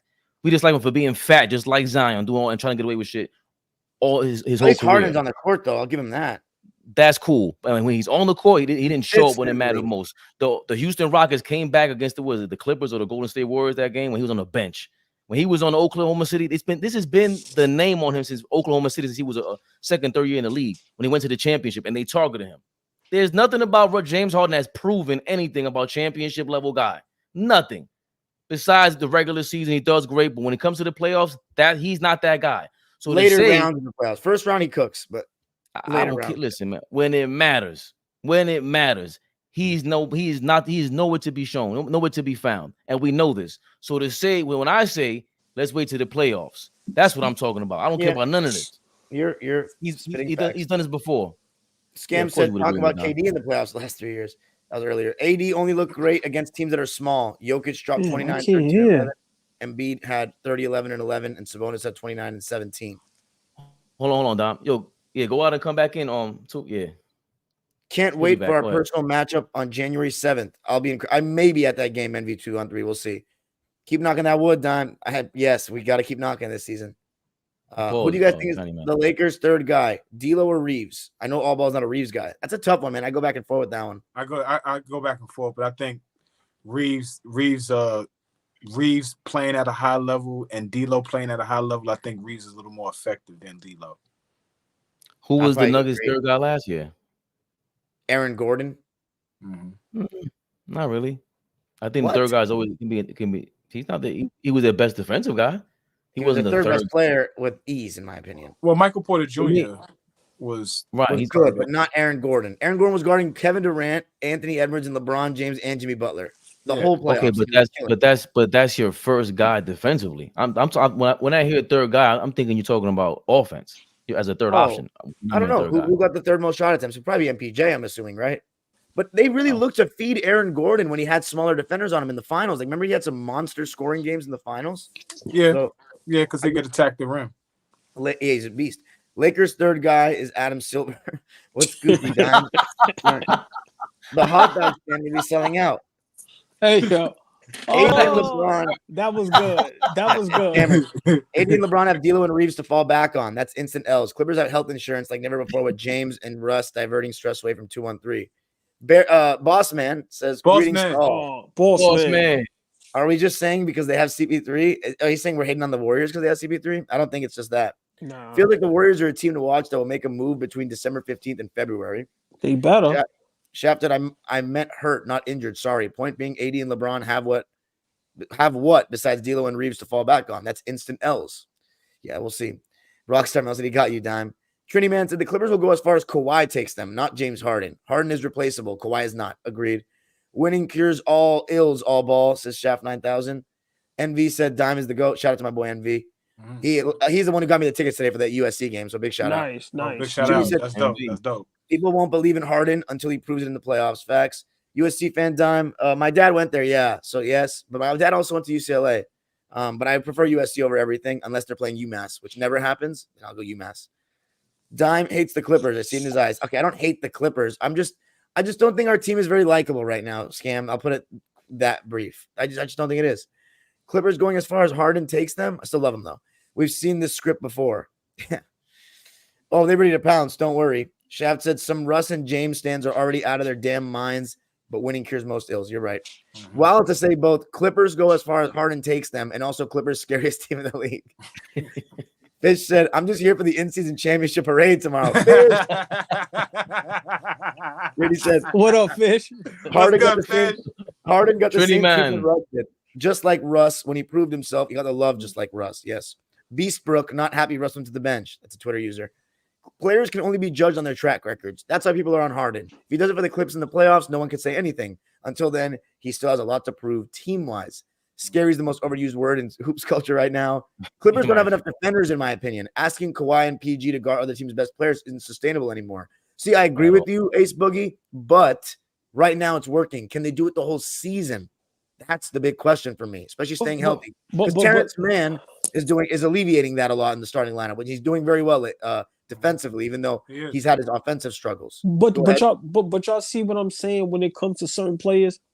Why Kawhi and Paul George can't keep it up all season? Why not? Because what other players around the league that are the two best offensive players are guarding the best wing and point of attack guys all game? That's their There's no one job. that does it. No, So they're let's not stop around the league. So let's stop calling them the best two-way defenders in the game. I hate that shit. I fucking hate that shit because that's not the players that we got. Come on, They're man. acting like Kawhi's defending like 2015. No, he's not. Who fault is that? The media. The media. Hold on. It's the media's You fault. are the media. Hold on. No. Wait. Hold on. You telling me it's the media's fault that Kawhi Leonard isn't playing defense at a high level no more? No, he is playing defense at a high level. I hate when they say they're two of the best two-way players in the league. Well, they are, but if they act, that makes it seem like they're two of the best defenders in the league right now. They are not. They're playing good defense. They are not better than guys like Drew Holiday. You said they can't keep it up all season. I'm asking you why not? Oh, because they've had way too many injuries and they have to do stuff offensively. What other players are you asking this of? Jason Tatum and Drew Holiday have Derek White and Jalen and Jason Tatum have Drew Holiday and Derek White to help this problem for their side. LeBron don't guard nobody all game. He guards the worst player and sits on the block. And Vanderbilt and them and Reddish guard the best players. LeBron was ever known as one of the greatest two-way players ever? No. All right, then. No, so at one point he played on a high level. Extremely, but he said one of the best two-way players ever. The answer is no. Okay, but I think Kawhi Leonard's defense has been overrated since he became an elite offensive player because they don't ask him to guard the best player all the time anymore. Just simples. They shouldn't have to ask him. Bro, I'm surprised what if they other don't. player does this though? Even Kobe in his later years with Gasol, they got Ariza and Metta World Peace to guard that the best guy. How old are they? Aren't they 33? Yeah, they're both 30. I think Kawhi's 32, Paul's 34, or 33 and 34. And these guys can't do that all season at that young age. Okay. That's not a young age. 10 years ago, that would have been you're out of your prime. Anyway, that was 10 years ago, Don. It's a new era. Hold on, listen. You're asking a lot of the Denver Nuggets. in my eyes. The Denver Nuggets stats from last season. Murray was he shot the most with 16 shot attempts. Joker was behind him with 14.15. Then it was Michael Porter with 13, and Aaron Gordon shot 11. This season, go ahead. Hold on, I'm sorry. Hold on. I want to ask Flea this because we really just glossing over what we just said. I know we want to get to our last topic, but hold on. This is my problem with Kawhi Leonard, Paul George, and a lot of players. Why are we so easy to just dismiss how guys are not taking I don't know what word I'm looking for, but you see how Dom just did that, Flea? You don't have no problem with that? I get it. I get both sides of the argument. What I mean by that is this. You gotta still take pride in wanting to be able to get stops. You know, you were considered at one point two of the best two-way players, like lockdown defenders. Kawhi is a two-time back-to-back Defensive Player of the Year award guy. Paul George was one of the guys that, you would put on your best player, right? So, yes, I do agree with they should still be taking pride in wanting to get stops. But I think they are asked to do a lot more offensively so that it's just natural. It's gonna take away from what they're doing on a defensive end, especially Kawhi Leonard. And by the way, to please what Flea just said, taking pride in getting stops. Kawhi Leonard takes pride in getting stops every basketball game he plays. Mm-hmm. He does not have bad defensive games. At worst, he'll be okay for the standards that we hold him to. He's always pretty good because he actually cares on defense. He actually takes pride in it. So that's all I got for that one. Jimmy said it's quiet because people are busy watching other things. Get the fuck out of here, bro. People will comment on shit even when they don't watch the games. Which parade will have more people tomorrow? The Lakers in season 1 or the one Cowboys fans going to have it being Philly? Ty Lue looking better than ever. I disagree with that, Shaft. 2022 season, he was the best Ty Lue job. James Harden got outplayed by Max Strus and Jonathan Simmons in elimination games. He can't be trusted. That's true. That game 6 against the Spurs in 2017 where Kawhi didn't play, Harden quit up. Absolutely. Ace Boogie, not true. Others aren't as good as the stars, but Terrence plays good point of attack defense, and Zubac's a good rim protector. LOL, says this guy, DC. Harden is going to break the curse this year. Harden is going to break the playoff curse this year. What's that mean? Does that mean we're going to win the championship? Because he's been to the finals. LMFAO, good one, Fab. The train will be back in the playoffs for sure. Wow, Mel's agreeing with you a lot today. His contract is too small to be traded. He'd have to be waived. That's an interesting conversation. Is it literally too small to be traded? Would people not, is there hard? I don't know. I feel like people would take Westbrook on a small contract. Yeah, it is a good contract. It was a 2 year, 16 Ain't million. nobody taking Westbrook, man. Stop it, man. All right. We know Harden can get a team to the playoffs. We know he can put up video game numbers. We don't know if he can help a team win when it matters. Apparently, things only matter the second Saturday in December in Vegas. LOL, sister. The Facebook thumbs up. So somebody on Facebook, but we're not on Facebook. That's so weird. Talking about Harden failures in the playoffs. Do you forget he's on a team with one of the best playoff performers of all time? Yeah, Trini, man, but it goes both ways, right? Now Kawhi, who's great in the playoffs, is playing with the guy that we have all these doubts about. So, it goes both ways. And we have Westbrook, whose playoff resume is not all the best either. With some of the best playoff performers of all time. He's talking about he's talking about Kawhi Leonard because he raises his play in the playoffs every time. All right, man. Are you guys being stupid? Lord have mercy, man. No, you guys don't understand who this guy is in the playoffs. He had one great playoff run, man. No, he did not. What? No, he did not. In 2017, he was kicking everyone's fucking ass, and then Zaza stepped under him. What round was that? Hold on, no, watch this. No, that was the first round. Right there. So it was the conference finals. No, that was the conference finals. That was the conference finals. Oh, it was? Yeah. He was killing in the playoffs. He was going crazy. Yeah. And they were. Hold on. Let's slow down. The Zaza Pachulia slide under the thing. That was the conference finals. Yeah. Yes. Okay, go ahead. Oh, that's crazy. Wait. Okay, that's one. Yeah. Name another great playoff run, please. 2019. Okay. In 2021, before he got hurt, he was literally averaging the best efficiency since it was 30 plus points on 60% shooting, same as Shaq, but he was shooting from outside the key. Dom, I love you. He had two great playoff runs in his whole career. Let's stop, man. Stop. No, but that's not. And 2014 wasn't bad either. Yeah, he always plays better in the playoffs. Yeah. The only year you can say is the bubble. That was the only second round. First round he was killing. But that's not the issue. That's not my issue with that statement. My issue is that Harden is always going. Why? He's been around plenty of great playoff performances. I agree with you. Don't take it off. Kawhi doesn't got nothing to do with Harden. Kawhi Leonard, everybody always over exaggerates this guy. He had two great playoff runs in his whole career. Stop it. He literally won a final. Winning finals. So the first one wasn't because he was a role player that overachieved in the finals. It wasn't a great playoff run because he didn't even average 20. What are you talking about? In the finals, he did. What? So what? So he was locking up your favorite. Exactly. He was locking up whoever your favorite player was back then. He gave him problems. How many years has Kawhi Leonard been a superstar in your eyes? I would probably say since that Zaza Pachulia. Okay. Probably since that's then. Fair. Okay, so that's 7 years, right? We have the 1 year where he had that whole debacle with San Antonio, so they didn't even. We can take that out, right? Right. That's 6. We have the year where he tore his ACL and didn't play. So then that's 5. So now we have 5 years to go off. 2017, he was amazing. 2019, he was amazing. 2020, he was amazing, but then he choked in the bubble, so we can say he failed there. We can say he failed. He failed.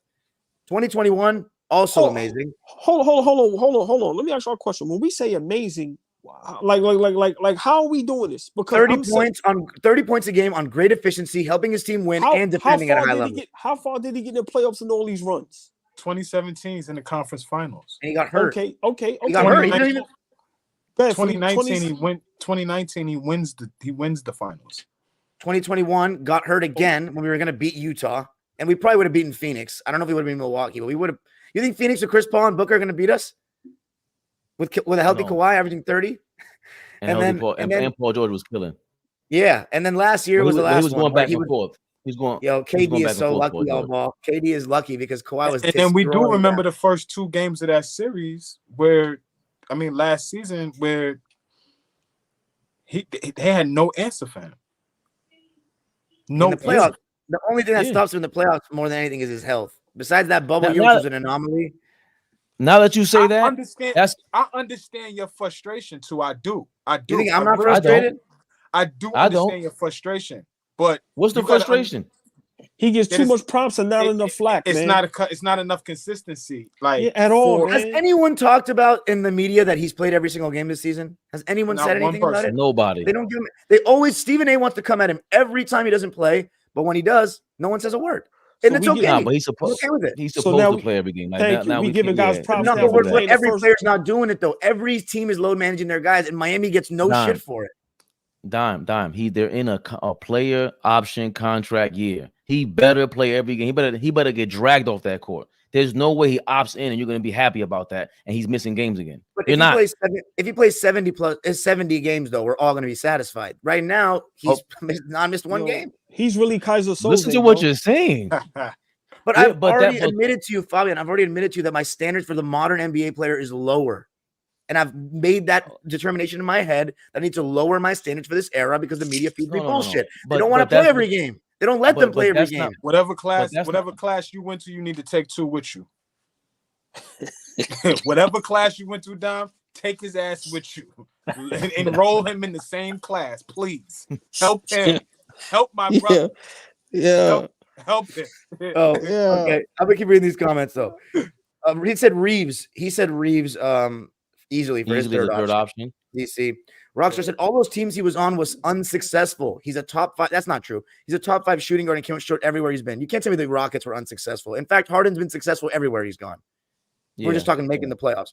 Reeves seems to have AD and Bron's trust, especially scoring the ball, but D'Lo does a good job to feed AD. That is true. D'Lo and AD chemistry and pick and roll is really good. Very well. I love watching them. Yeah. I want to say this about Harden too, because I know it comes off. I just despise his game, but that is true. When he was at his apex, any team he was on was top tier team, best team in the league, damn near every time. OKC, Houston. Brooklyn, if we're really all three of those guys in his prime and his peak, they were all considered a top 1 or 2 team at a certain point. So it's not like Harden is not, you know what I mean? Like that's who he is for us, but we got to judge him. We're splitting hairs when we're talking about the greatest. AR is less consistent, but more clutch. I don't know if he's less consistent, to be honest. RC Kim says, make a move with what? Pods and Kuminga isn't getting the Warriors back a 3rd star. Those guys are playing well this season. CP3. They're going to trade CP3 and one of those. Yeah, you got Wiggins. You got a couple players. What are you talking about? Wiggins has been falling off so bad, man. It's terrible. What's going on? He's like 28 years old and he's just playing awful, especially offensively. Yeah. Jordan Poole wouldn't have helped this either. Like I missed. he's been exposed. Yeah, I missed it. Who saw the Great Alaskan Shootout last night? hey, Fleet. I see now why Mark Jackson ain't got a job because he'd make these mugs work. Yeah. These dudes is getting lazy. And they good. They good. That's why when you get a Wiggins, and I've been said this, when you get a Wiggins to come in and it works for that first season, you get the chip. Now that his stocks is high, you trade him. I've been said this. But they have a problem defending, and he's one of the only guys that can do it. He helped them defensively, but they're scared to trade him because those guys are not growing up. Like you always say, the Kumingas, the Moody's, all those guys they haven't grown up. Just imagine what they could have gotten right after the finals. You get rid of Wiggins, you get rid of Kuminga. You trade somebody coming off a championship? That's ludicrous. When he's the second best player. What is he doing now? That's in hindsight. But you brought him there for that one reason, and one reason only. So you get rid of him after he wins the chip, you just get rid of him? But for me to be consistent, Don, you're right. Andrew Wiggins was one of the best players in that finals run, right? But what did I say about these Denver Nuggets? They've done nothing to upgrade that lineup, right? So Golden State did nothing to upgrade their lineup going into the 2023 season. Yeah, right? Is that so? I don't know if you move one of your best defensive players, but they didn't do anything, right? Yeah, so I agree with that. I don't think getting rid of Wiggins is that play when he plays your best point of attack defense by far. Okay, that's fair. Now it's a different conversation. But all saying right after the ring, you'd be crazy to do something like that. Once again, all I'm saying is when you bring a player in and the job actually get done, thank you very much. All right, now how you think Golden State been winning? Like Flea been saying, they've been picking and plucking all them years. Bruh, he ain't no... Listen, it's showing. It's remember, y'all say track records. This is who he's been. This is who he's been. Yeah, that's true. From Wiggins, right? This is bad Yeah. for but offensively. Yeah, Even in that's Minnesota, in Minnesota, the offensively, he was never this bad. Well, that was our point with Zion, though, old ball. Like, this is who he is, and he's in a way better scenario than Wiggins was in Minnesota. But to your point, this is who Wiggins was in Minnesota. He was a #1 draft pick, but it wasn't like he was doing anything outstanding. Now, them bad habits seem to be getting to him in Golden State. It seems like. So that's why I didn't want Zion on the team. But I do want to highlight. Let's not overstep this. The Denver Nuggets are one game from being in 7th place, like Mr. Flea predicted in the offseason. One game, they lost 3 in a row. They're 4-7 in their last 11. I just got to salute. He's on his way. I wish we would have made that fucking deal, that bet on FanDuel beforehand. We want our money too, FanDuel. We're coming for you. They're too good of a team to finish in 7th right Yeah. now. Like after watching them the first quarter, like they're where they are right now because they're dealing with trying to get Jamal Murray back into the swing of things. But I think once the season concludes, if I had to revisit my picks, in terms of 1 through 7 or whatever, I would have them a little higher now, just watching them, and but I don't have them winning the championship again. You can book that. I was gonna say one thing. I'm still Denver's my favorite, but I'm not as confident as I was to start the season because we're starting to see that what Flea said is mattering. They did not add anything, and they lost Bruce Brown. So their only play to be still at that level is the fact that they're a younger team with guys all in their primes right now. Yeah. And that they're just better than everybody else. But we'll see. Jokic, by the way, in the last 2 losses, he's been terrible. He's been terrible. Yeah. He shot like 9 of 32. He shot the worst of his career. Hold on.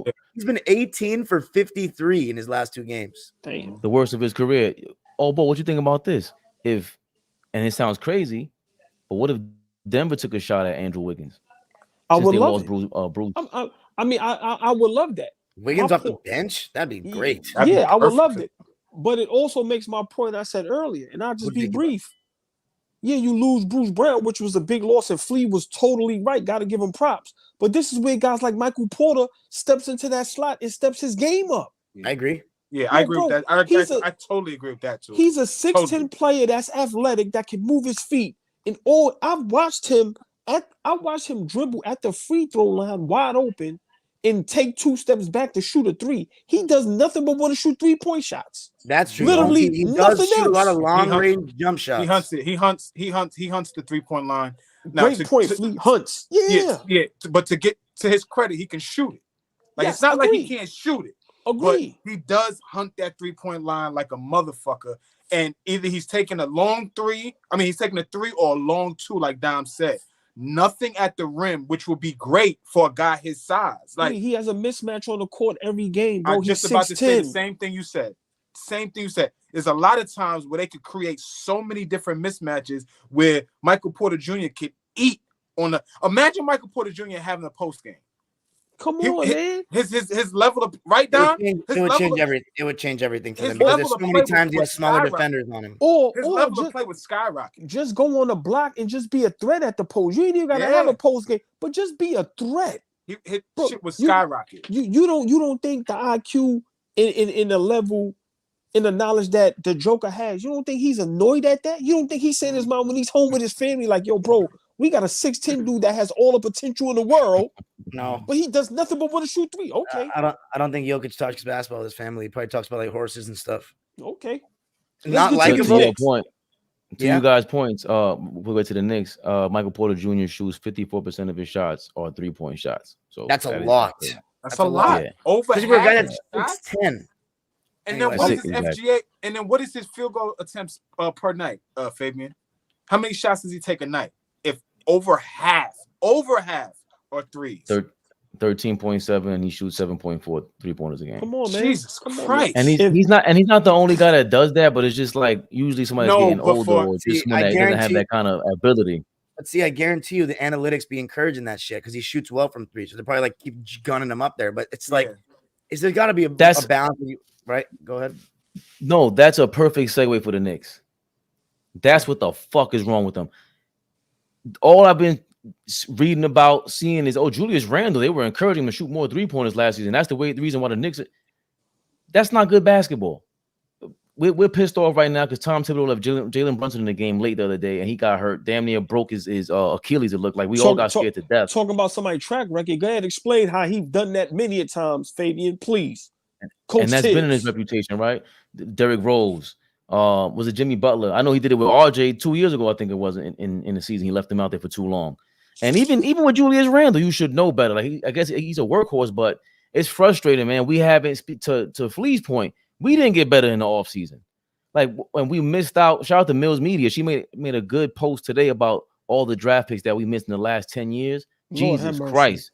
SGA, of course, Haliburton is.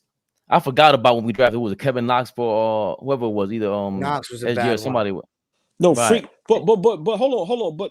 But to our credit, you can't say all the guys we missed in 10 years, because if we get one of those guys, then we are better. So those next couple years, we're not in those draft picks. And you get what I'm saying, Fleet, in those bottom half. So meaning like it's a lot of guys. It's a lot of guys we missed on.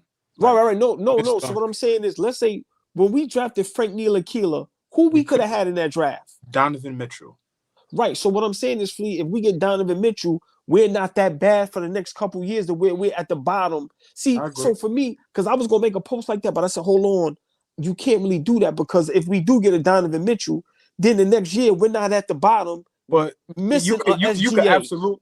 What draft pick did you get? What draft have the Knicks gotten that's been super like great because you were ass? You know what I mean? But you could absolutely anyone. You can absolutely make that post, because that goes to, I think me and Fabian talked about this offline. That goes to who we have in the front office, our scouting, how we look. Like, you can be critical of that too. It don't have nothing to do with, okay, if we did get Donovan Mitchell, we wouldn't have been bad. Fuck all that. You could absolutely make that post, because we have just struck out. Indiana has two of the guys that we should have got. That we drafted Obi, we traded Obi to the team that we should have drafted Tyrese Haliburton. Like, I'm gonna say this. Wow. I was always I come from an era where the Knicks always go and try to make the splash, right? They're always trying to throw money at something. They always get the guy at the time of his career where he's not at the point where he once was, right? That's the era that I come from, right? We get Melo, we go through that era. So now we in this era right now. And we've done a lot of great things, right? We haven't done anything that has really truly upset me as a fan, right? We've drafted decently. We could talk about who we missed on, but who we have drafted, we've drafted pretty decently. But it's stale right now. It's stale, and something has to happen, because staying pat and doing this the next couple years, we're not going. All the teams that are behind us are just going to keep getting better and get better than us. We've plateaued with what we have right now. Something has to go so that we can add something to elevate us to the next level. Like, something has to happen right now. So, let me great point. Let me give a shout out to BG, because what I do is, when somebody, gives a great point, I got to give them props, which I kind of knew, but he said this. He said, yo, man, a lot of the bottom teams is on the rise. Look at Detroit, look at Orlando, look at Indiana. I don't know if I can say Detroit's on the rise. No. When I don't mean on the rise, like meaning like but I'm saying they're better. They have young assets. Right. They're a quality basketball team, meaning, like I said, they don't look as bad as they looked last year with them young guys over there. If they play their potential, like I said, look at Orlando, look at Indiana, look at Brooklyn, Atlanta. Even we though have the exact same record as Brooklyn right now. Exactly. I'm gonna say this about our Knicks. We have to shake things up. Yeah. We have a star point guard in Brunson. We have to make a decision. Are we going to build around Brunson? Or, like you said, Fleet, are we going to stay stale? Yeah. Our front office is horrific. Our coaching, we have a defensive coach, and we probably the worst defensive team in the league. He knows nothing. Well, not the worst. I'm exaggerating, but guys putting 140 on us. He knows nothing about offense. That wasn't good. He's a bad player coach also. Nobody likes him, wants to play for him. He works you hard enough in practice the way you could potentially get hurt in practice. He keeps guys in the game when the game is over. We are in a bad state.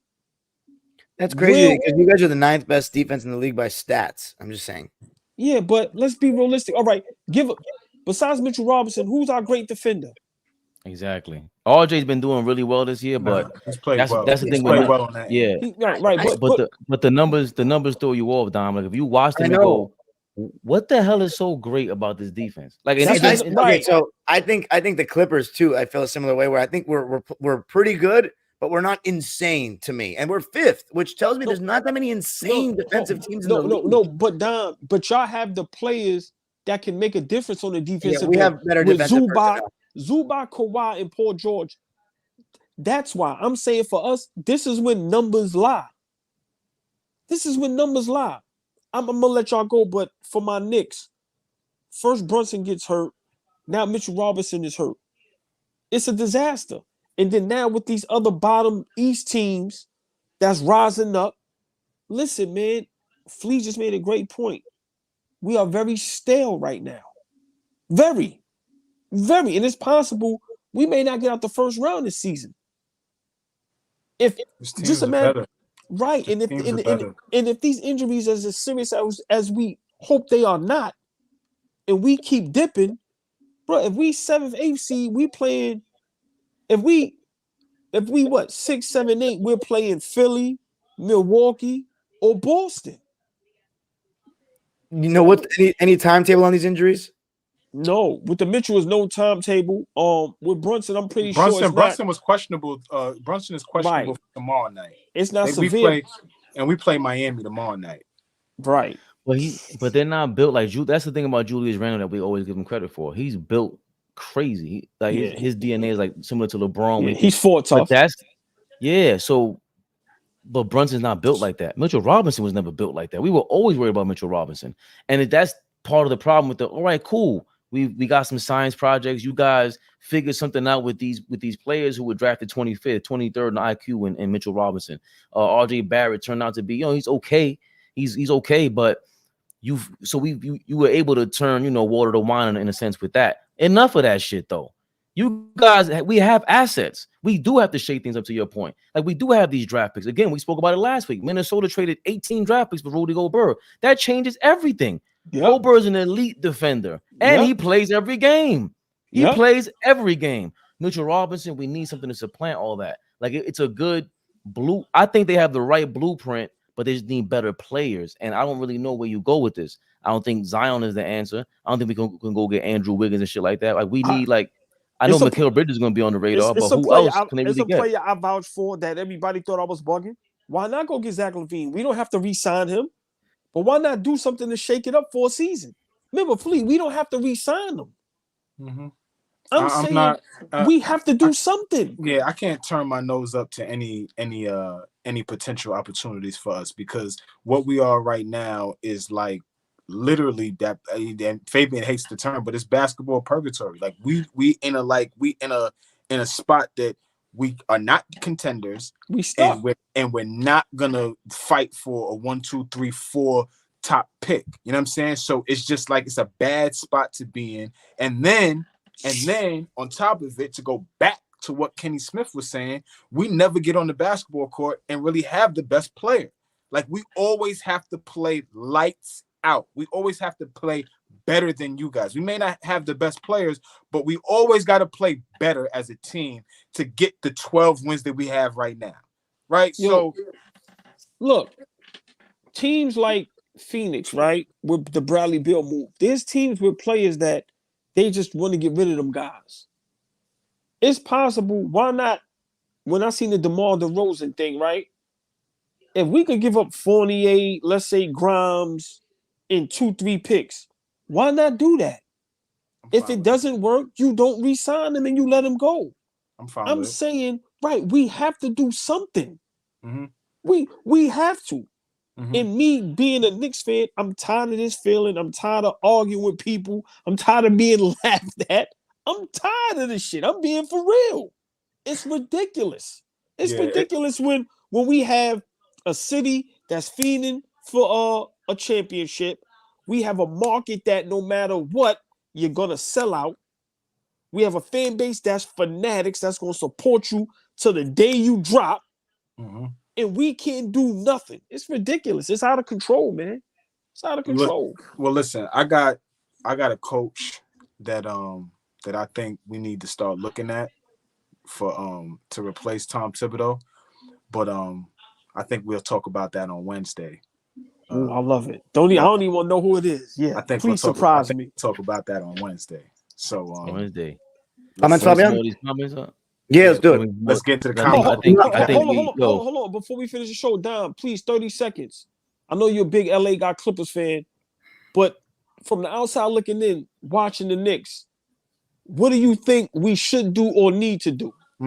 Oh, you guys said it best. You got to make a move. But my thing is, to me, if you want to be a real championship contender, you need to make Brunson the second option. But how many first options can you go out there and get right now and trade for? That's what's tough. I think Brunson would be good as a second option. But as a first option, second round team to me. Yeah. But yeah, I honestly, as much as I think DeRozan and RJ Barrett and Randall would be a little weird, I mean, you got to do something, right? Something. I'd rather have Levine, honestly. But even though we have our problems with him too, neither of those two are necessarily like super favorable. Not likable. They have Josh Primo, the strip club king and the stripper king on the same team. What's not to like? Is Flea a Laker or Knick guy? He's a Knick guy. I'm a Knick guy. My question is, are we going to have a 30-year in-season championship reunion or ESPN 30 for 30? Yo, Fish going crazy. They ask AD to do it all year. This is the difference, DC. AD is not guarding perimeter players. He's guarding in the pick and roll. Different. I'm with AllBall. They should be the best two ways all season. That's the problem. They pick and choose when to do so. I just think you need to find me players that do these things. It's not like going back to like John Havlicek or something. But back in the day, you're playing matchup basketball. It's a little different. Robert Paulson said even Jordan rested on defense as he got older, but he'd step up when needed. That's all PG and Kawhi need to do now. Clippers need them on the floor. Okay. What player in the league has to cover up defensively and score more than AD? Probably none. It's a pick your poison situation. Disagree, Dime. You can't have Kawhi in the best player of the entire game. You can do it when for ending towards the end of games because they both still do that. I never disagree with that. I said as much as they're doing throughout the rest of the season, I'm not sure. Because it's not just the end of the game, though, Scam. If you look at it, when teams have two stars, we're starting Terrence on one of them, and then we put the other on we put one on the other guy. So that's what I would say to that. At a certain point, you can no longer be an elite defender. You have to pick your spots at both ends. Physically, you can't do it every trip, every game. Non-basketball question. Who's your favorite rappers? Oh, wow. The guard Rakim. Tupac is my favorite, the West Coast guy, but I still love Biggie, Rakim. These are good names. Nas. Yeah, I'm still a Hove guy. So Jay-Z. Okay. Andres Harden stands says LeBron's the best player in the league. Are you a LeBron stan in your side time as well? He's not the best player in the league. Angel Hall says Ashanti or Alicia Keys. Who's more beautiful? Give me Ashanti. Give me Ashanti. It's not even close. Yeah. Okay. I'll go down. You ready? Not close, but I'm going Ashanti as well. Hold on. You ready for my answer? No makeup. Neither one. No makeup. I think Alicia Keys is still. She don't wear makeup anymore. Alicia Keys is beautiful though, but without the makeup, I haven't seen Ashanti without makeup, but her body's crazy. It was game one though. What are you talking about? Why would he say that, Flea? So shout out to Nelly, man. He got that old thing back. Yeah, that nigga Flea a funny nigga, man. Flea started to be a bad influence on me, man. I gotta stay away from Flea, man. Is two sitting in the same bougie spot where he watches Knicks games, taping beige background colors? Yo, Fish is crazy. Rockstar Mel said Kawhi was the leading scorer last year too in the playoffs before he got hurt. Had KD looking like a baby. Only thing with Kawhi is that he's only been able to finish one great playoff run without getting injured. That is true. I will give you that. He ain't averaged 20, but had Bron shook like a little. Whoa, Mel saying he had Bron shook. Of course he did. 2019 and 2021 playoff runs are comparable. One great playoff run is all cap. Leonard has been in the league 12 years and he has had 3 memorable playoff runs, said Kareem Sharif. I can't think of any wings Kawhi's age that was asked to be both the primary scorer and the team's lockdown defender. Setting aside whether Kawhi is capable of this, the Clippers really shouldn't have put him in this position. Well, Terrence Mann, guys, really helps, though, in terms of taking that assignment to start games. As Skem likely said, it's been now more Kawhi in spurts and to close games doing it, which I think is fine, but can he do it to go the distance? I'll say one thing, Harden dribbling and doing as much as he wants offensively alleviates a little bit of that. Rockstar Mel said Kawhi is him outside of injury. Scam said they were telling Kawhi to retire in the offseason. What do you mean doesn't get enough flack? Yes, Stephen A. Smith definitely told him he needs to retire. That is true. Some media guys really be getting on Kawhi. Injuries complicate everything, but healthy Kawhi has been arguably the best player in every series of the last 6 series played, other than the Murray-Jokic one in the bubble. One exception. That's true. Kawhi has played every game, but he hasn't put up Kawhi-type numbers, so he's in a no-win situation. Facts, Dime. The bar is definitely lower with these players. LMAO at Flea. The Walmart Danny Ainge is the third player on the Lakers. Okay, that's harsh on Reeves. Reeves is talented.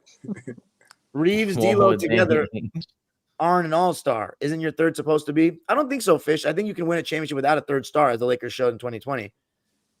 RC Kim says, who's trading for Wiggins' contract and giving up a star when he's been bad for a season and a half? That's a good point. Yes, he got a heavy bag right now. Yeah, he do. Yeah, since last April, right? Ever since whatever rumors happened, it was downhill for Wiggins from there. From February on, it was crazy. Yeah, good this point. Is true. And wow, that's amazing. You just said that. Nobody's talking about it, but Wiggins hasn't been the same since he had those mental health issues. Well, his dad was dying, so that's really relevant. Is that what happened? Real sensitive. It's touchy. Yeah, that's what was going on. Yeah. Damn, God bless, man. The goal in Houston wasn't Western Conference Finals. Goal in Brooklyn wasn't second. In Philly, the goal wasn't semifinals. He's an all-time great, so it's unsuccessful. If that was any other superstar or all-time great, it's chip or bust. I can't argue with it. At their peaks, how would you rank LeBron's best teammates besides him? At their peaks, Dwayne Wade is obviously number one. You got Kyrie. Nah. You got no. Hold on. He said, how do you rank them by peaks? At their peaks, it would for me. Anthony Davis. Nah, it might be Dwayne Wade. It might be D Wade. Yeah. Peak D Wade. Remember, D Wade is arguably the third greatest shoot guard all time. Where do we rank Anthony Davis, whether big men or power forward or centers all time? I don't rank him. I think for me it's going to be D Wade, Kyrie, Anthony Davis. Oh wow, Kyrie over Davis? I'm going with Wade. Just Davis, for hold on. Are we watch talking this. about individual play? Like I would need more specifics or the impact they had next to LeBron. Like what is Flea. No, I think he's talking about at their peak in general, and I think Flea. Davis peaked higher than Kyrie on his own. Hold on, you ready for this? Peak, yeah. That's AD is over Kyrie if I'm talking about peak, peak. But peak Wade is for sure. I can't believe Fabian's pushing back on that. Wade is for sure number one. Yeah. Well, I thought it was like impact. Flea was going where I was going. Hey, fellas, can I ask y'all a quick question? And we make it just, you don't even got to give an answer. Maybe we can save it for another day. Peak. What about Chris Bosh versus AD? I'm going Davis. I love Chris Bosh. I'm going Davis. So it's not even close? Okay. I don't know if that's a. I disagree with that. I'm comfortably choosing AD though. I disagree with that. I like that you like Chris Bosh so much though. He deserves more love. Yes, he does. But I don't even think him and Anthony Davis are even in this. Bosh was never a top 5 consideration in the whole league. AD has been in that conversation. Exactly. I mean, I understand why you guys are saying, but D Wade, he's an MVP candidate and everything. But AD, he wasn't an MVP candidate as long as AD was in the league. AD he's and a championship team, Fabian. Okay, but AD was also AD. Also, I'm thinking of the way they play on the same team, like their chemistry. I think AD and LeBron. That's the question. Oh, okay. Yeah, that's what I'm saying. A big and a guard. I mean, though LeBron's not necessarily a guard. That combo that can work and pick and rolls and shit. That's the ideal basketball combo. It's a big and a guard.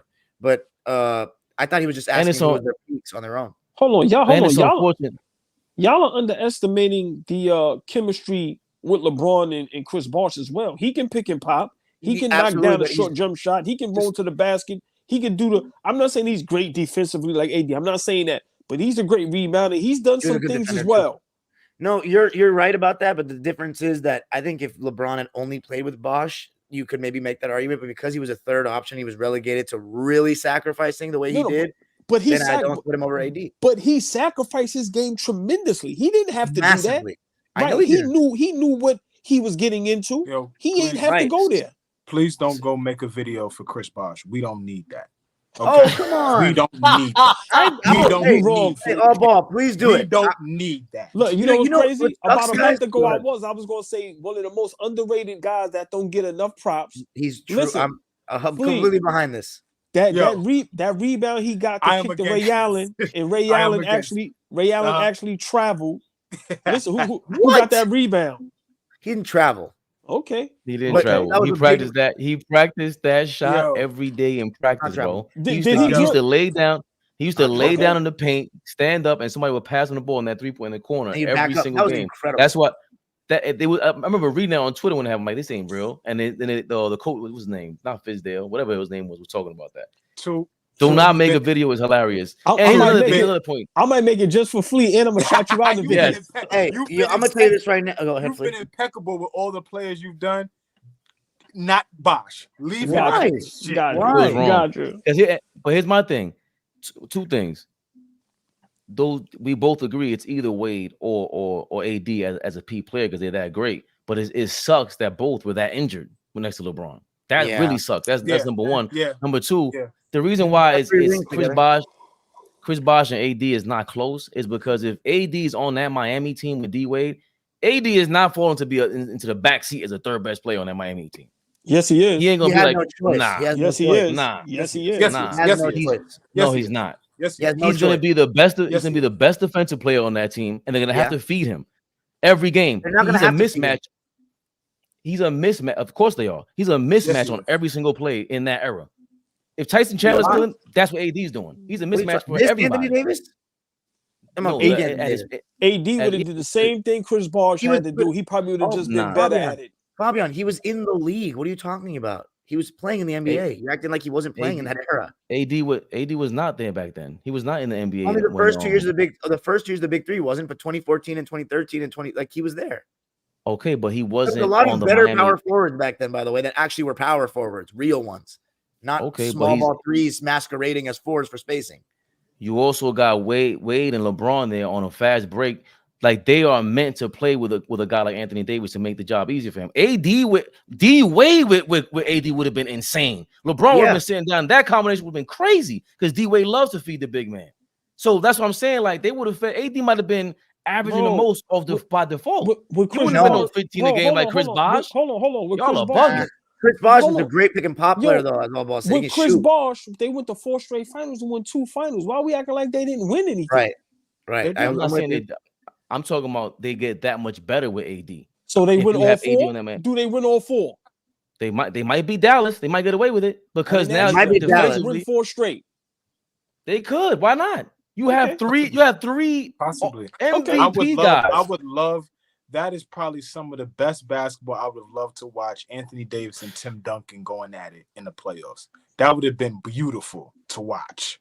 I don't know. I don't know the outcome, but I like that. I like that. Those Dallas made this mistake trading their best defender after winning the chip, Tyson Chandler. Never contended again. Yep. Thank y'all. We thank y'all. LeBron, AD, KD, Wiggins, Kyle Lowry, and a number of other ain't do squat in the playoffs, so they joined that. Okay, that's really harsh on LeBron to say he didn't do squat, man. I watched every single playoff game LeBron's played in his career. He was hitting the ground running with a triple-double in his first game on a Saturday afternoon on ABC. I watched it. From my 7-year-old self, I watched it. Kobe had Shaq. MJ didn't win till Pippen. Oh, my God. Are we using these Twitter narratives, bro? This is not the channel for Twitter narratives. What does that have to do with anything? Oh, he was responding to that comment that I just said? Anyway, Wiseman, Poole, Kuminga never upgraded their games. That was the problem. Kuminga never really got a full chance till this year, though, in my opinion. Move Kuminga, those 2 bum white dudes. Okay, Pods is no bum. And Sarge is playing well, Fish. Hey, man. CP3, Wiggins, and Peyton get a consistent 3 and scoring 5. You know what I realized? It's okay to make mistakes. Golden State made mistakes. Like, people are afraid to say that. They got guys that, let's just be honest, it's not good basketball players. Yeah, they made the league. Kuminga's not bad, though, guys. I think he's actually been a bright spot for them. They could have very well drafted LaMelo and not Thank Wiseman. you. They could have very well did that. When it was that draft, I said this before I even met you guys. I always said you're supposed to pick the best play. Whatever pick you have, you take the best player and worry about everything else later. Yeah. They got the wrong player. That's just a fact. It's a fact. Or Haliburton. Jamar out here. He'll be crazy right now. Nah, but LaMelo at that time was the pick. Was the guy, yeah. Jamar out here typing. But they talked about Haliburton. They just overlooked him for whatever reason, but they talked about him. They just Flea, Haliburton better than LaMelo. Just leave that alone. We'll talk about that another time. That's tough, man. Right now, I'm taking LaMelo. I'm taking Haliburton over the last 2 years. Yeah, but LaMelo before he got hurt, I'm not gonna was get my tough, bro. We'll talk about that next week. yeah. Okay. Oh, right on cue. He said, out here typing MJ didn't win till Pippen and sending it. Go back to X, bro. Yeah, that's what I'm saying. That's Twitter talk. I just hope Denver doesn't add Caruso or someone like that. That would be nice. Major. Yeah, that would be tough. I was referring to a perfect Bruce Brown replacement. And he's on the plate. He's on the plate right now. Flea, listen. That's the move right there. Chicago want to blow things up. So a lot of these guys you could get for a nickel on the dollar. That's what I'm trying to tell you. Trade him like Zeke Najee and Peyton Watson for Caruso. That'd be a good haul for the Bulls. That would be beautiful for Denver. And both teams. Yeah. I was referring to Harden joining Kawhi can be what he needs to get over that hump in the playoffs. We know what you meant. Is Dunleavy a legit front office guy that can pull the trigger or a Blue Devil clown? I don't know if he's good at his job yet, Fish. I'll be honest with you. He needs to listen. At the end of the day, though, it's all going to come down to if Curry's willing to part ways with his boys. It's always going to come down to that. 34-year-old. Oh, by the way, I heard a rumor that Curry's actually down for them to move Thompson, but he has to get in replacement for him a second option that he can rely on for the next couple of seasons. I wonder who that could be. Who is that? I don't know. That's for them to figure out. I'm being honest. If Curry doesn't, and I know this is far-fetched, but if nobody likes Embiid or Giannis or just somebody crazy goes to Golden State, he's not winning no more. He may have to pull a Dame Lillard. No, he's not leaving. Oh, no, that's what I'm saying. If he doesn't do that, then if you don't get nobody over there that's just like out of this world, bro, it's over. All right. 34-year-old. Okay, yeah. But explore that for a second. Who again? We keep talking about this. Like, who can they go after? Oh, somebody said that they mentioned Levine, and he said, and Curry said, "I'm not sure on Levine." Wow. Yeah, because Curry knows that you got to get a guy over there that's chip. Like they need a fade, Flea, damn. They need the guy, a Giannis. That's a guy that's arguably better than Curry, though. We're looking for a second option. Once again, Kate, I'm just telling you what the Golden State need. Okay. They need the guy. Sorry. 34-year-old Harden isn't anybody's Pippen. Get you. The Clippers have enough. Oh, interesting. I think we still need one more big forward. Was that a lie? RC Kim says, one thing I noticed about the Lakers during the in-season tournament is that guys like Reddish and Vando aren't great because they come out from the jump and annoys other teams and make the work. Huh? Aren't great or are? Tibbs breaks his players down. Aren't great, but I mean, huh? It's a troll or dumbass narrative that tries to paint Pip as the catalyst for winning. That's a lie. How many we got left? Because we winning way over time. We're almost done. Clippers need more guys like that. Just pests. You can't have stars to do that.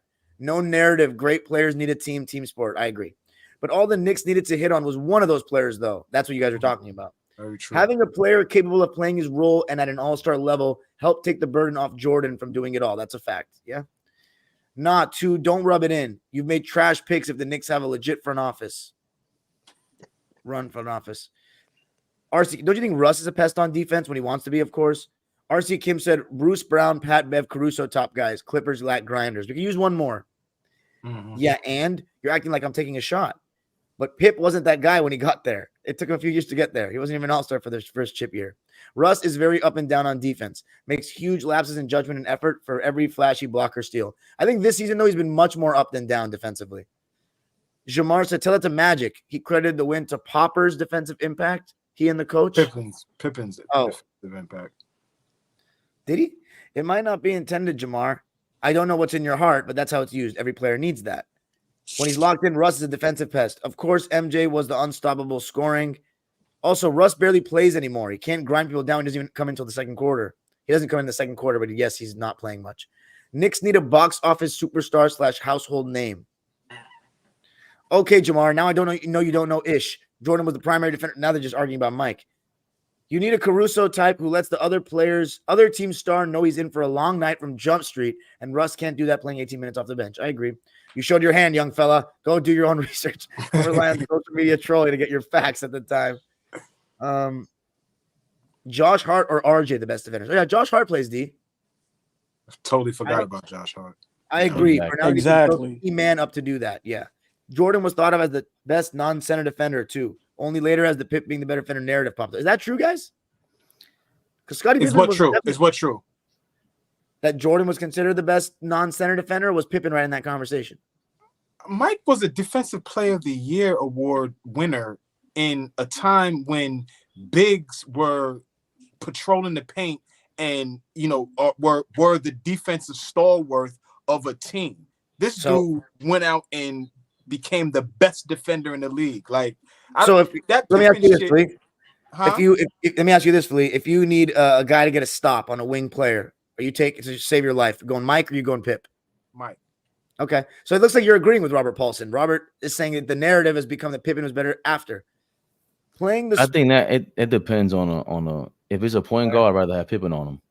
Yeah, if it was a point guard, I'd rather have Pippen on him. I don't care who it is. I put Mike on him. I don't care who it is. Nah, I do. If it was a point guard, they would have shook Mike's ass up like they normally did. Pippen was a lockdown dude for point guards like that. I'm saying that Michael Jordan was an elite defender before Scottie Pippen even figured out how to play defense. Right. That's true. I think that became like the shit in the 80s was like Alvin Robinson's the first guard to win the defensive player of the year with whoever it is. Sidney Then Michael Moncrief. Jordan, I think is Sidney Moncrief's the first one, Yeah. and then Alvin Robinson, then Michael Jordan. Okay. And then when Pippen gets there, that whole myth happened. We always talk about this. That whole myth. I even thought that as a kid that they switched Mike and Scottie Pippen in game 1 of the 91 finals. And every game after that, though, Jordan was guarding Magic. So that was all a myth. But because of that, people say Pippen was a better defender because of that one game. And it's just, I mean, they're the two best of the 90s probably, aside from Rodman, defensive players in the league at that time. So you can't win. I mean, you can't lose with either one.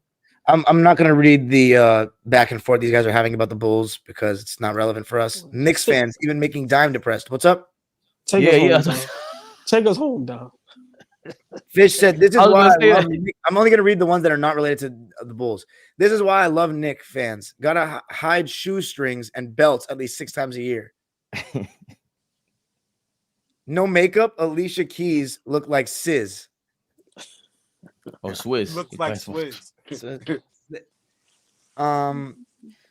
Keep going. Mike. Fun fact: the Clippers technically have 13 rings because of the owner swap. Yeah, I'm not doing that. Please don't disrespect Danny Ainge like that. Anthony Davis is not better than D Wade. Fabian, stop it, man. Danny Ainge extremely underrated.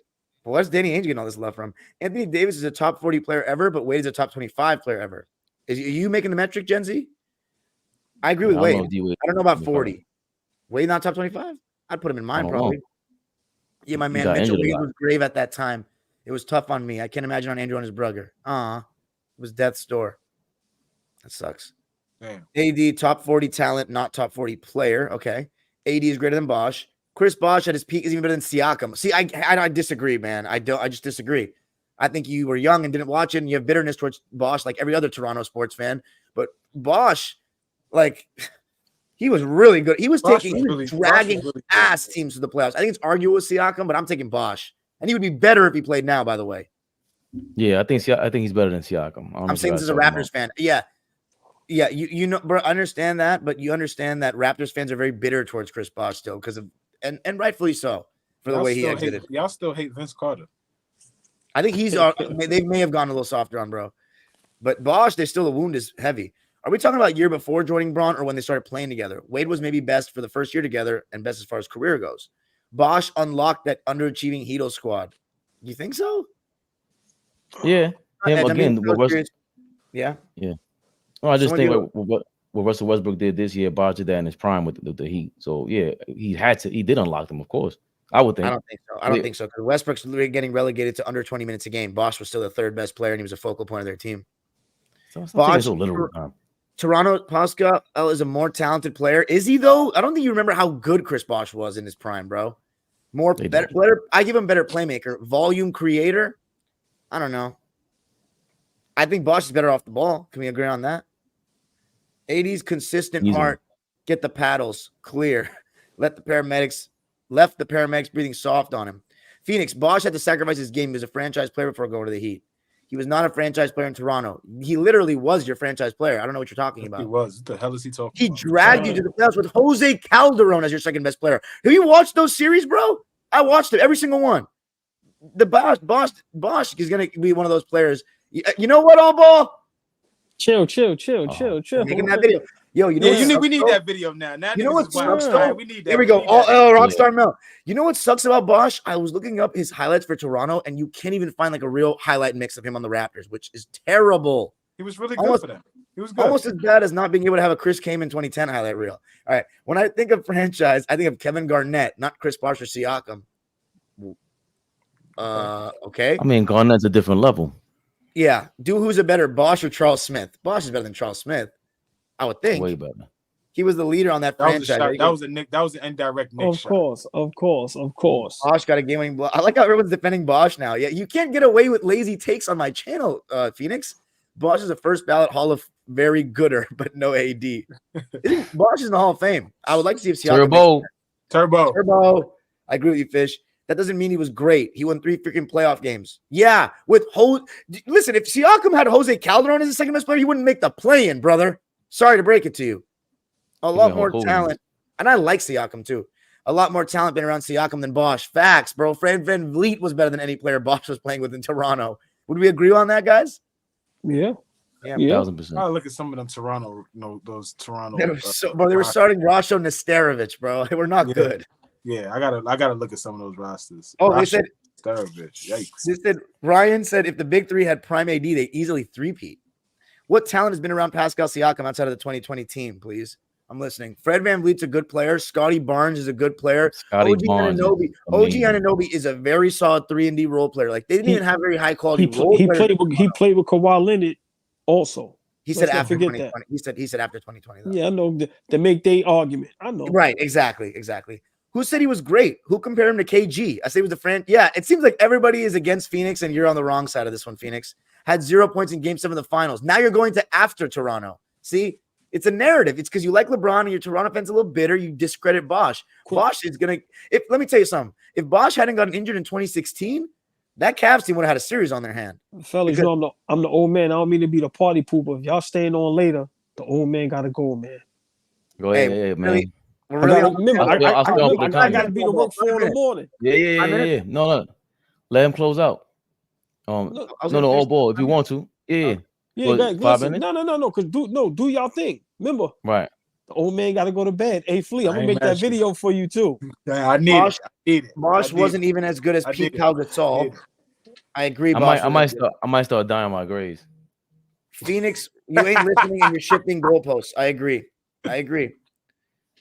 It's a mid-off. No, I think you're just discrediting Bosh. KG versus Giannis, we can go all day with that one. We'll save that for Wednesday, Kill P. I'm going with Garnett, though. How about that? This is something I'm willing to entertain. Lowry, VanVleet, Barnes, Norm. Oh, yeah. Lowry was on the 2021 team. He was. Yeah. Why are we ignoring a high-quality team? For what reason? Kawhi versus Grant Hill? Interesting. I'm going to take Kawhi. I think he peaks higher. Even if you want to make the case he had better talent around him, it doesn't matter. Pascal, based on what? Is it still a better player? My point of quality team, I don't care for Pascal, just a flat-out better player. The playmaking gap is massive. I don't know about that. Massive. I think he's a wing player, and Bosh is a big man. Again, I'd have to go back and watch Bosh and see how he handled double teams and all that at that time. But it was much harder to create good shots in the 2000s, bro. Like, you Raptors fans complain about bad spacing in the modern era, but you still guys have spotted out outside the three-point line. That wasn't the case for Bosh. I'm not the one saying this. Guys who watched the Bosh era are saying this. I understand, but, like, I have to meet them and, like, really hear their basketball points. You know, I'll give them that same respect. But there is a lot of bitterness with Toronto, bro, with Bosh. It's a mid-off. I mean, who was it's not a middle. I mean, it's KG back then. Right, but it's KG, Amari Stoudemire, Tim Duncan. That's another thing. He played in the golden era of power forwards too, Bosh. Yeah. Rasheed Wallace was there, but he was Elton Brand. Elton Brand was, a lot of good. There was a lot of good. So many good ones. Zach Randolph. I mean, there's a lot of Marcus Aldridge, David West. A lot of good fours. We can keep going. A lot of good fours. Man, shout out to the power forwards of the 2000s, man. What are Pascal we talking about? Really had one nice year that's maybe as good as a top 5 Bosh year. Ooh, I'd have to really sit there and think about that. Clay, Wiggins, or Dre got to go. Maybe 2 of them. I don't disagree. Hold on. What is Siakam? He's a power forward. In today's game, he is, but he came in as a small Yeah, forward. in today's He's undersized. He's about a 3-4. Okay, he's a power forward. So who else is a power forward in the league right now? Giannis, who's the best one? AD's playing center now. Sabonis is playing center. Randall. Okay. Look at the names we're naming the comparatively though. Wemby. Right, but this is Siakam. If he played in the 2000s, he ain't fucking with no KG either. What the hell is this guy talking about? He wouldn't have been a small forward. He wouldn't have been a power forward. He would have been a small. Yeah, he wouldn't have been playing. Exactly. Playing for. Because he wouldn't have to skip. Well, even as small forward, he would have struggled because he doesn't have a mid range game or a half court game. Siakam not like those small forwards in like Melo. Now we're going to small forward in Melo. The 2000s. LeBron. Bro, yeah, but where's Siakam? He still be a good player, bro. Siakam, dog. If Siakam is playing in the 2000s and he's either playing power forward or small forward, where is he going to be a top 5 guy? Chris Bosh is damn near top 5. He's not top 5 in his position. He's not top 5 in his position. Siakam would have been a good player in either era. Siakam would have been all right in the 2000s. He would have been okay. Yeah, he would have been a third option kind of guy, but he wouldn't. My point is that Chris Bosh stood out with those guys. Yeah, that's my point. Siakam would not. Siakam stands out because he's with these guys. I don't know if I'd call. Would you guys call Pascal Siakam a legitimately great playmaker? I'd call him a good one. He's the decent playmaker. He doesn't blow me away with his playmaking ability. Pascal took 2 games from Philadelphia against Joel Embiid and James Harden. No FEV, no Scotty. Bosh would get swept. I don't want to go back and forth about Pascal Siakam. Like respectfully, like. So many great franchise players haven't been playmakers like that. It's a plus for Siakam's game, but it's not like Bosh is some ball stopper. Siakam is crushing teams distributing. I agree with this. He did take a couple games from Embiid and Harden. That's true. I thought Embiid just leading to the playoffs. I can't believe the Raptors got home court advantage, dude, in 07. Like that was nuts. Siakam for sure could not have filled Bosh's role with the Heat. Diamond, your honest opinion, do you think Bill Russell's an 11-time champ? No, I don't think he's an 11-time champ. In today's era, of course not. But Bill Russell's the man. He earned those rings. Fabian, go watch the video of AI crossing everyone on the Bulls except Jordan. He got him one time, and then Jordan learned. Well, I mean, Pascal literally showed he can be a third option in 2019. That's true. That's true. Russell maybe wins more. Yeah, that might be the most iconic crossover in the history of the NBA. What? That one time was too fucking good, Robert Paulson. That was crazy. That was yo, Flea. Yo, he tried to bring home the point guard that Jordan could guard point guard shit. Nah, he ain't guard Kevin Johnson. He ain't lock up. Come on, man. That was crazy. We were talking about Ryan. Oh shit. We were talking about guard. Guarding the point guard. He said that AI was crossed everybody up on the Bulls, and Jordan learned that one time from the word. Then and I was moved from the point guard to 2 guard after that. But not for nothing. Mike had 40 that game, and they beat Philly that night. Oh, really? By like 20. I never even heard that. Yeah. Ryan said talking about best defensive players in the 90s, not mentioning Akeem. We were talking about perimeter defenders, not bigs. Bro, Akeem Olajuwon's the best defensive player ever. Wow. Like, I'm going Bill. Yeah. I have to watch Akeem tape. I'm going Bill. With the fleet, yeah, you go. The rules. Hey, he got 10 blocks some seasons, bro. I'm going with Bill. What do you think Akeem would have did in 1960? They would have. He probably would have gone the same. I can't wait for Dom to come back and say, Jesus Christ, Hakeem Olajuwon is phenomenal. I can't wait for Dom to come back. I already think that. I can't. You mean when he finally lands on Earth and starts watching recent tape, and he's like, oh wait, these guys are really great in 1983. Word time. I think so too. I think every era is great, actually. Dom, I think the rules of the 60s really favored shot blockers more than any other era. So that's why I give Bill the edge. But also, I think he's really smart too. I can't wait for you to lock in on Dream so you could come back and be like, yo, this motherfucker is. I'm gonna say that, but I'm not gonna discredit Bill. No, I know. Bosh was better than Love. Facts. Siakam was absolutely cash in 2019, and they don't win that chip without him. That isn't the same as whether he can morph into a totally different role and win chips that way. I agree. AllBall looks like he wants to go to sleep time. You're right. Maybe they should look for the Bosh highlights in the park. DeRozan, Bosh. That was after. Bosh was legit Hall of Famer. The slander's amazing. Okay, Fish. True. Father Time beats everyone. Hey, AllBall. Put some respect.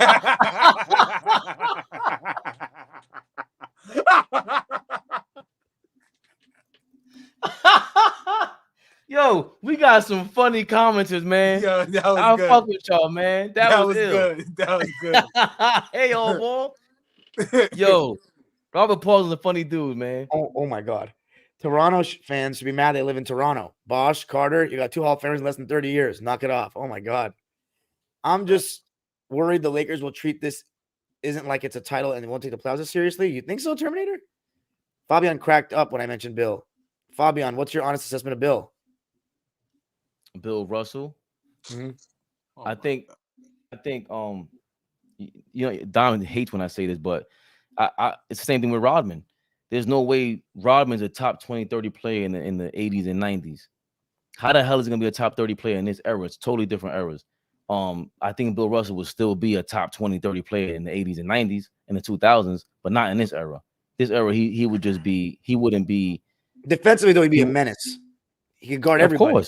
Of course, but you can't say Goldberg's going to the bench and they game plan for him the way that they do, and a bunch of these guys who just can't shoot a jump shot. Even but Draymond, and then even with Draymond had to be that guy with that level of offense and help orchestrate the offense. Bill Russell would have to do something like that. If he's on a team like that, then we'll recognize him as a Draymond type. But if he's not in that scenario, it'll be tough for him to be Bill Russell.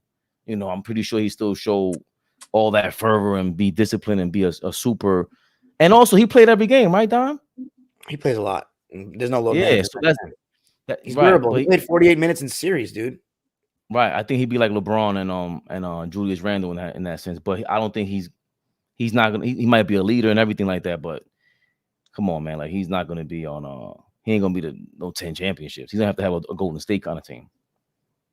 Raptors fans have softened up on Vince. Rob Babcock was horrible. The way Bosh lifts still stings. Yeah, that's what I said. Hakeem had a case for Defensive Player of the Year the year MJ won it. It was the first time it happened ever. It would have been a carry normally. There's literally a video of him trying twice more and not getting him. Oh, okay. That was the Iverson he's talking about.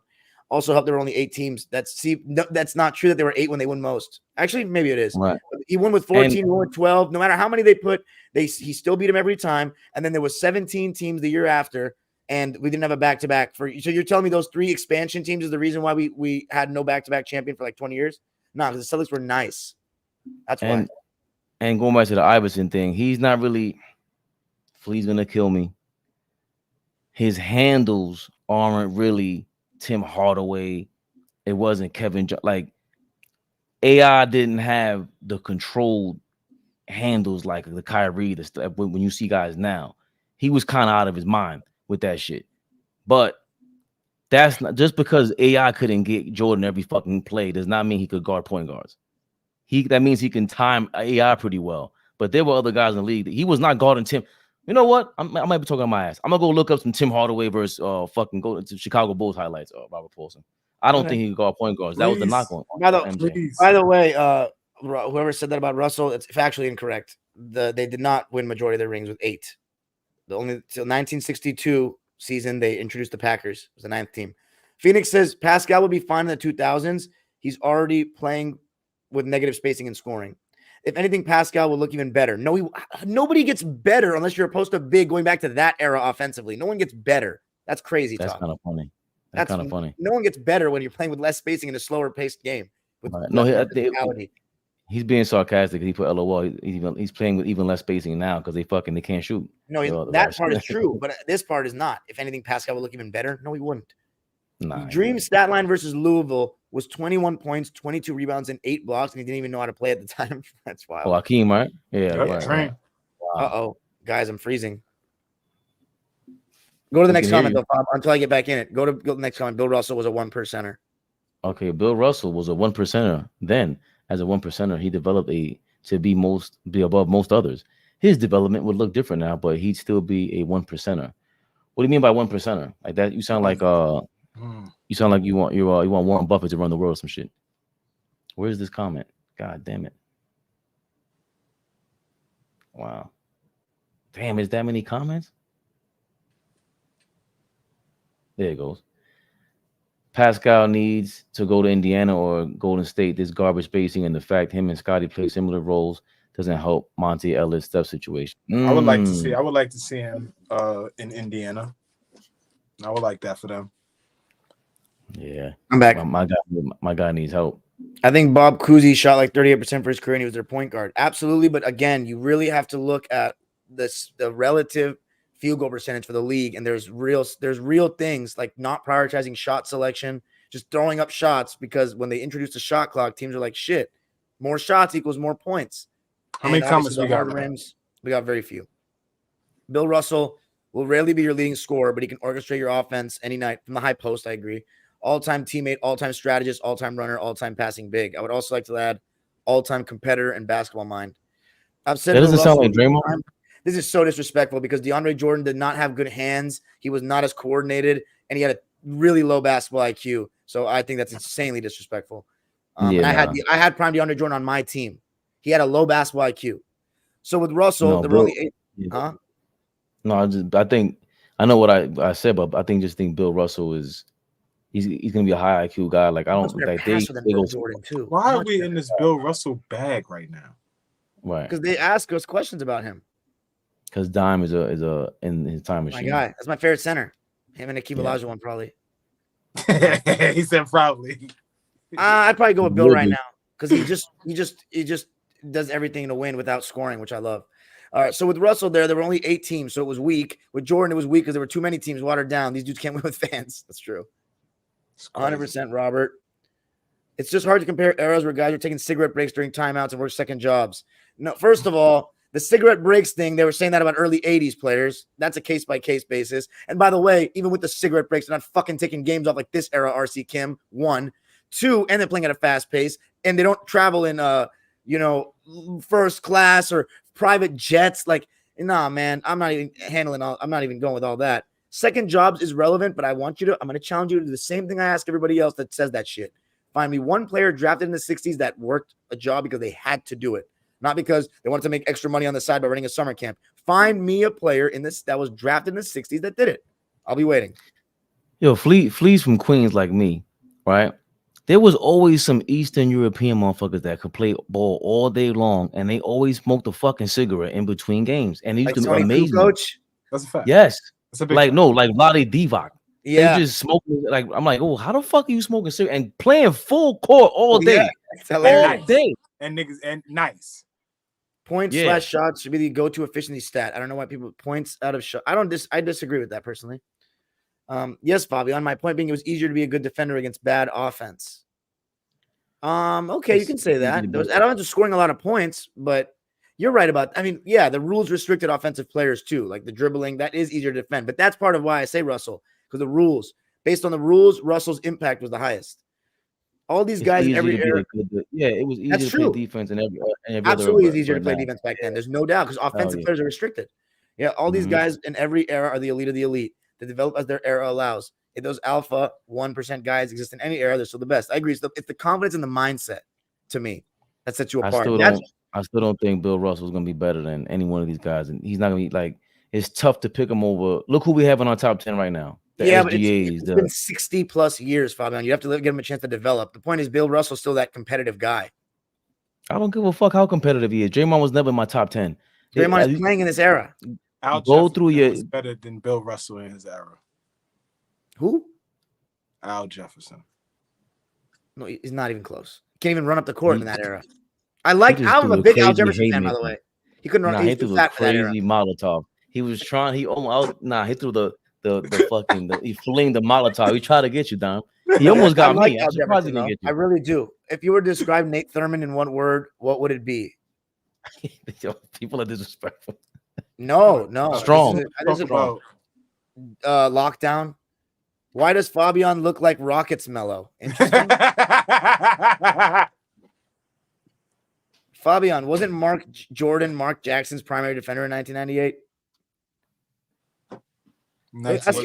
Wasn't who? Mark Jackson's primary defender?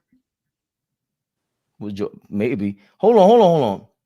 Fabian, wasn't Jordan Mark Jackson? Mark Jackson? Okay. And he locked him down? That's Jackson's rookie year, too. Jackson won rookie of the year, I think. That year. No. Hell no. 98? 88 or 98? 98. He was talking about the Pacers. Oh, 98. Oh, that game. Oh, that series against the Pacers. Oh, was Mark I would think Harper was. I'd have to go back and look. Yeah. Either way, he's not. Nah, Mark Jackson was playing like a slow down game at that point. He wasn't really. He was, back to the basket for 20 seconds. He helped change the rules like that. So he said I look like Carmelo on the Houston Rockets. That means I'm fat. What did he say? I don't even know what that means. To be clear, I agree. Russell was great. I'm just having fun. Yes, you better.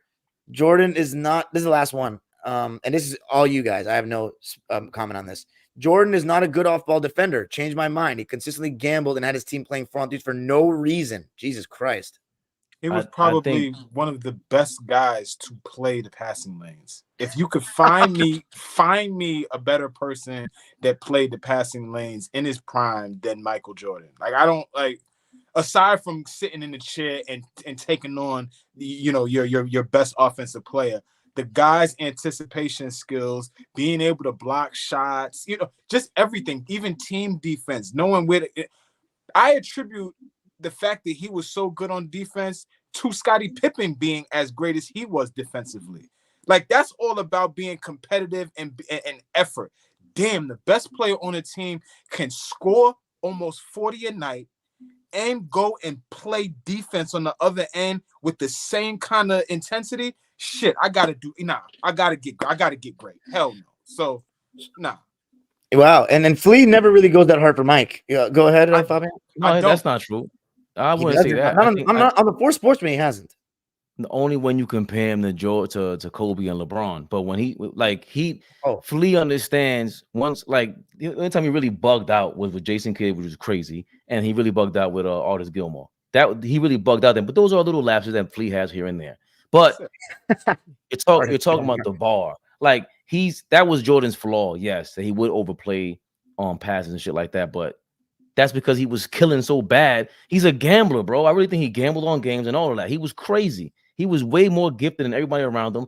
What would you do if you were Jordan? You would just stand there like you have someone who's that competitive and willing to just not just do it all on a basketball court and take advantage of everybody, show everybody up basically in a competitive way, not in a throw it in your face. Yeah, how can I explain it? Like, he really was trying to beat you down in every way possible, and playing the passing lanes was a gimmick that, let's say, Allen Iverson led the league in steals one season because of that. Jordan did it, and yeah, it was his flaw on defense, but it was also a reason why they started so many fast breaks. And then you turn that into a transition basket most of the time. Come on, man, like that didn't make sense. Okay. Hot take: perimeter defenders today are much better than the perimeter defenders of the past because they have to guard in the most spaced out era plus no hand checking. I think I agree that it's tougher to guard. I don't know if they're much. I would not use the word much better, but in my opinion, the best perimeter defenders, I think the 2000s had the best crop, but I think we got some good ones now. I don't know what you guys feel about that. It's hard to prove that. You'd have to really watch the film. What do you think? I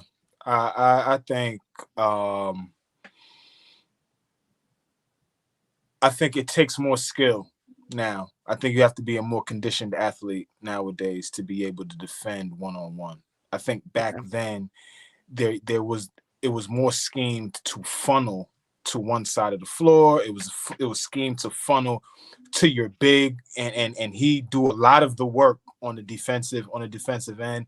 So I think it probably takes a little more skill right now, but I do think back then you had to be just flat out tougher, right? Like the idea wasn't to switch on every pick and roll. The idea wasn't to, it's okay. A lot of guys had to get over screens. A lot of guys you had to meet the guy when he was setting the screen so that you can get over it, because having a guy switch matchups, that was uncalled. That was foreign to coaches back then. You know what I'm saying? So I do think you got to be more skilled, but I think you had to be more tougher back then. Yeah, if you have anything on there, Fabian? Perimeter defenders today are much better. I see much better. I don't think, because I don't think I understand what people are saying, because you do have a lot more guys who are 6'7" and above who are more skilled today. So that's what they're referring to. And then back then, like we talked about before, the hand checking rule, it wasn't just for point guards and stuff like that. We're forgetting that the small forwards and power forwards, they could really keep you in check also. There was a lot more, again, more leeway, and I won't say lazier. It made you a lot more lazier on defense, or less, I guess, less skilled is what he's saying. But just the amount of possessions that you would have to do this for, and have the stamina to withstand or to play defense for that long now, that's tough. I think again, it's way more tougher to play defense in this era. I Way don't more. disagree with the tougher. I don't disagree with the tougher. I just don't see that I think there's too many guys, bro, that don't take this much pride on the defensive end on a nightly basis, period. The defensive emphasis from the youth level down is not as strong. Yes, go ahead. No, okay, I see what you're saying. Because you guys, I don't watch. Yeah, go ahead. No, I don't watch college ball and high school ball like that. And you guys, and we have a following that does. So when you guys say that, that's different because, again, growing up in the 80s and 90s, that shit was that college atmosphere in the crowd. Defense was a part of it, like playing lockdown, a block, having a crazy block was a part of the game back then. And I don't even see blocks like that in this era. Like there really isn't and it changes the whole game. The defensive emphasis is not the same. Yeah. So it's different. Yeah, it's a different game. But if we're talking defense, it's just hard for me to say anything's the best in this era. I'm sorry. Yeah, I'll finish up the comments. I gotta jump out of there. Yeah, I'm hungry as hell. Russell 6'9", 215. I know he played against Wilt, but I think his lack of size might have been an issue. Well, they would start lifting weights. Back then, that was supposed to be bad for your shot. Phoenix, you weren't old enough to watch Bosh at Toronto, so why are we going to change your mind on Jordan? Every team had a player Russell's size back then. Small ball, more successful now than ever. That's true. Yeah. I believe Jordan is the GOAT. It's him or Braun. Depends on the day for me. I don't know, bro, but you having an opinion of a guy you never saw doesn't move me. I'm with Flea. Kobe's over MJ. Wow. Let's go. You're both wrong. Me saying he wasn't a good off-ball defender. He said me saying it wasn't a good off-ball defender is a bad take. Apparently it is, according to my panel. I think people tend to forget that MJ didn't start winning titles till his late 20s. What does that have to do with anything? Yeah, that's true. MJ's a gambler on and off the court. Bro, all ball. I just read your take on LeBron saving the tournament. Bro, it might have been the worst thing I've ever heard. You're a young guy. Of course, Braun is in your GOAT combo as he should be. In the 1980s, we couldn't watch most of his games unless he lived in Chicago. We're missing a lot of MJ's absolute physical peak, including defensively. Imagine if Kawhi was allowed to hand check. I agree. That would help him a lot. Same with LeBron. Same with any strong players. I agree. So the opposite of the offense thing. I think good defenders would have it better, easier back in the day, which is, I can do it both ways. I'm fair. He was known for his fundamentals in guarding the passing lanes. Yes, he gambled a lot, especially early, but it was hardly a weakness. Watch his game. So this is exactly what you said, Flea. Seems like Robert Paulson and Fleet are on the same wavelength with a lot of things. Today. Really? Last week was nasty. That's my guy, though. RP, my guy, man. OG Anunoby, Herb Jones, Jay McDaniels were allowed to handshake Mike. Yeah, it would be great, but you're acting like there were no good defenders in the past. Like Ron Artest, like they were real good dogs as well. Tayshaun Prince.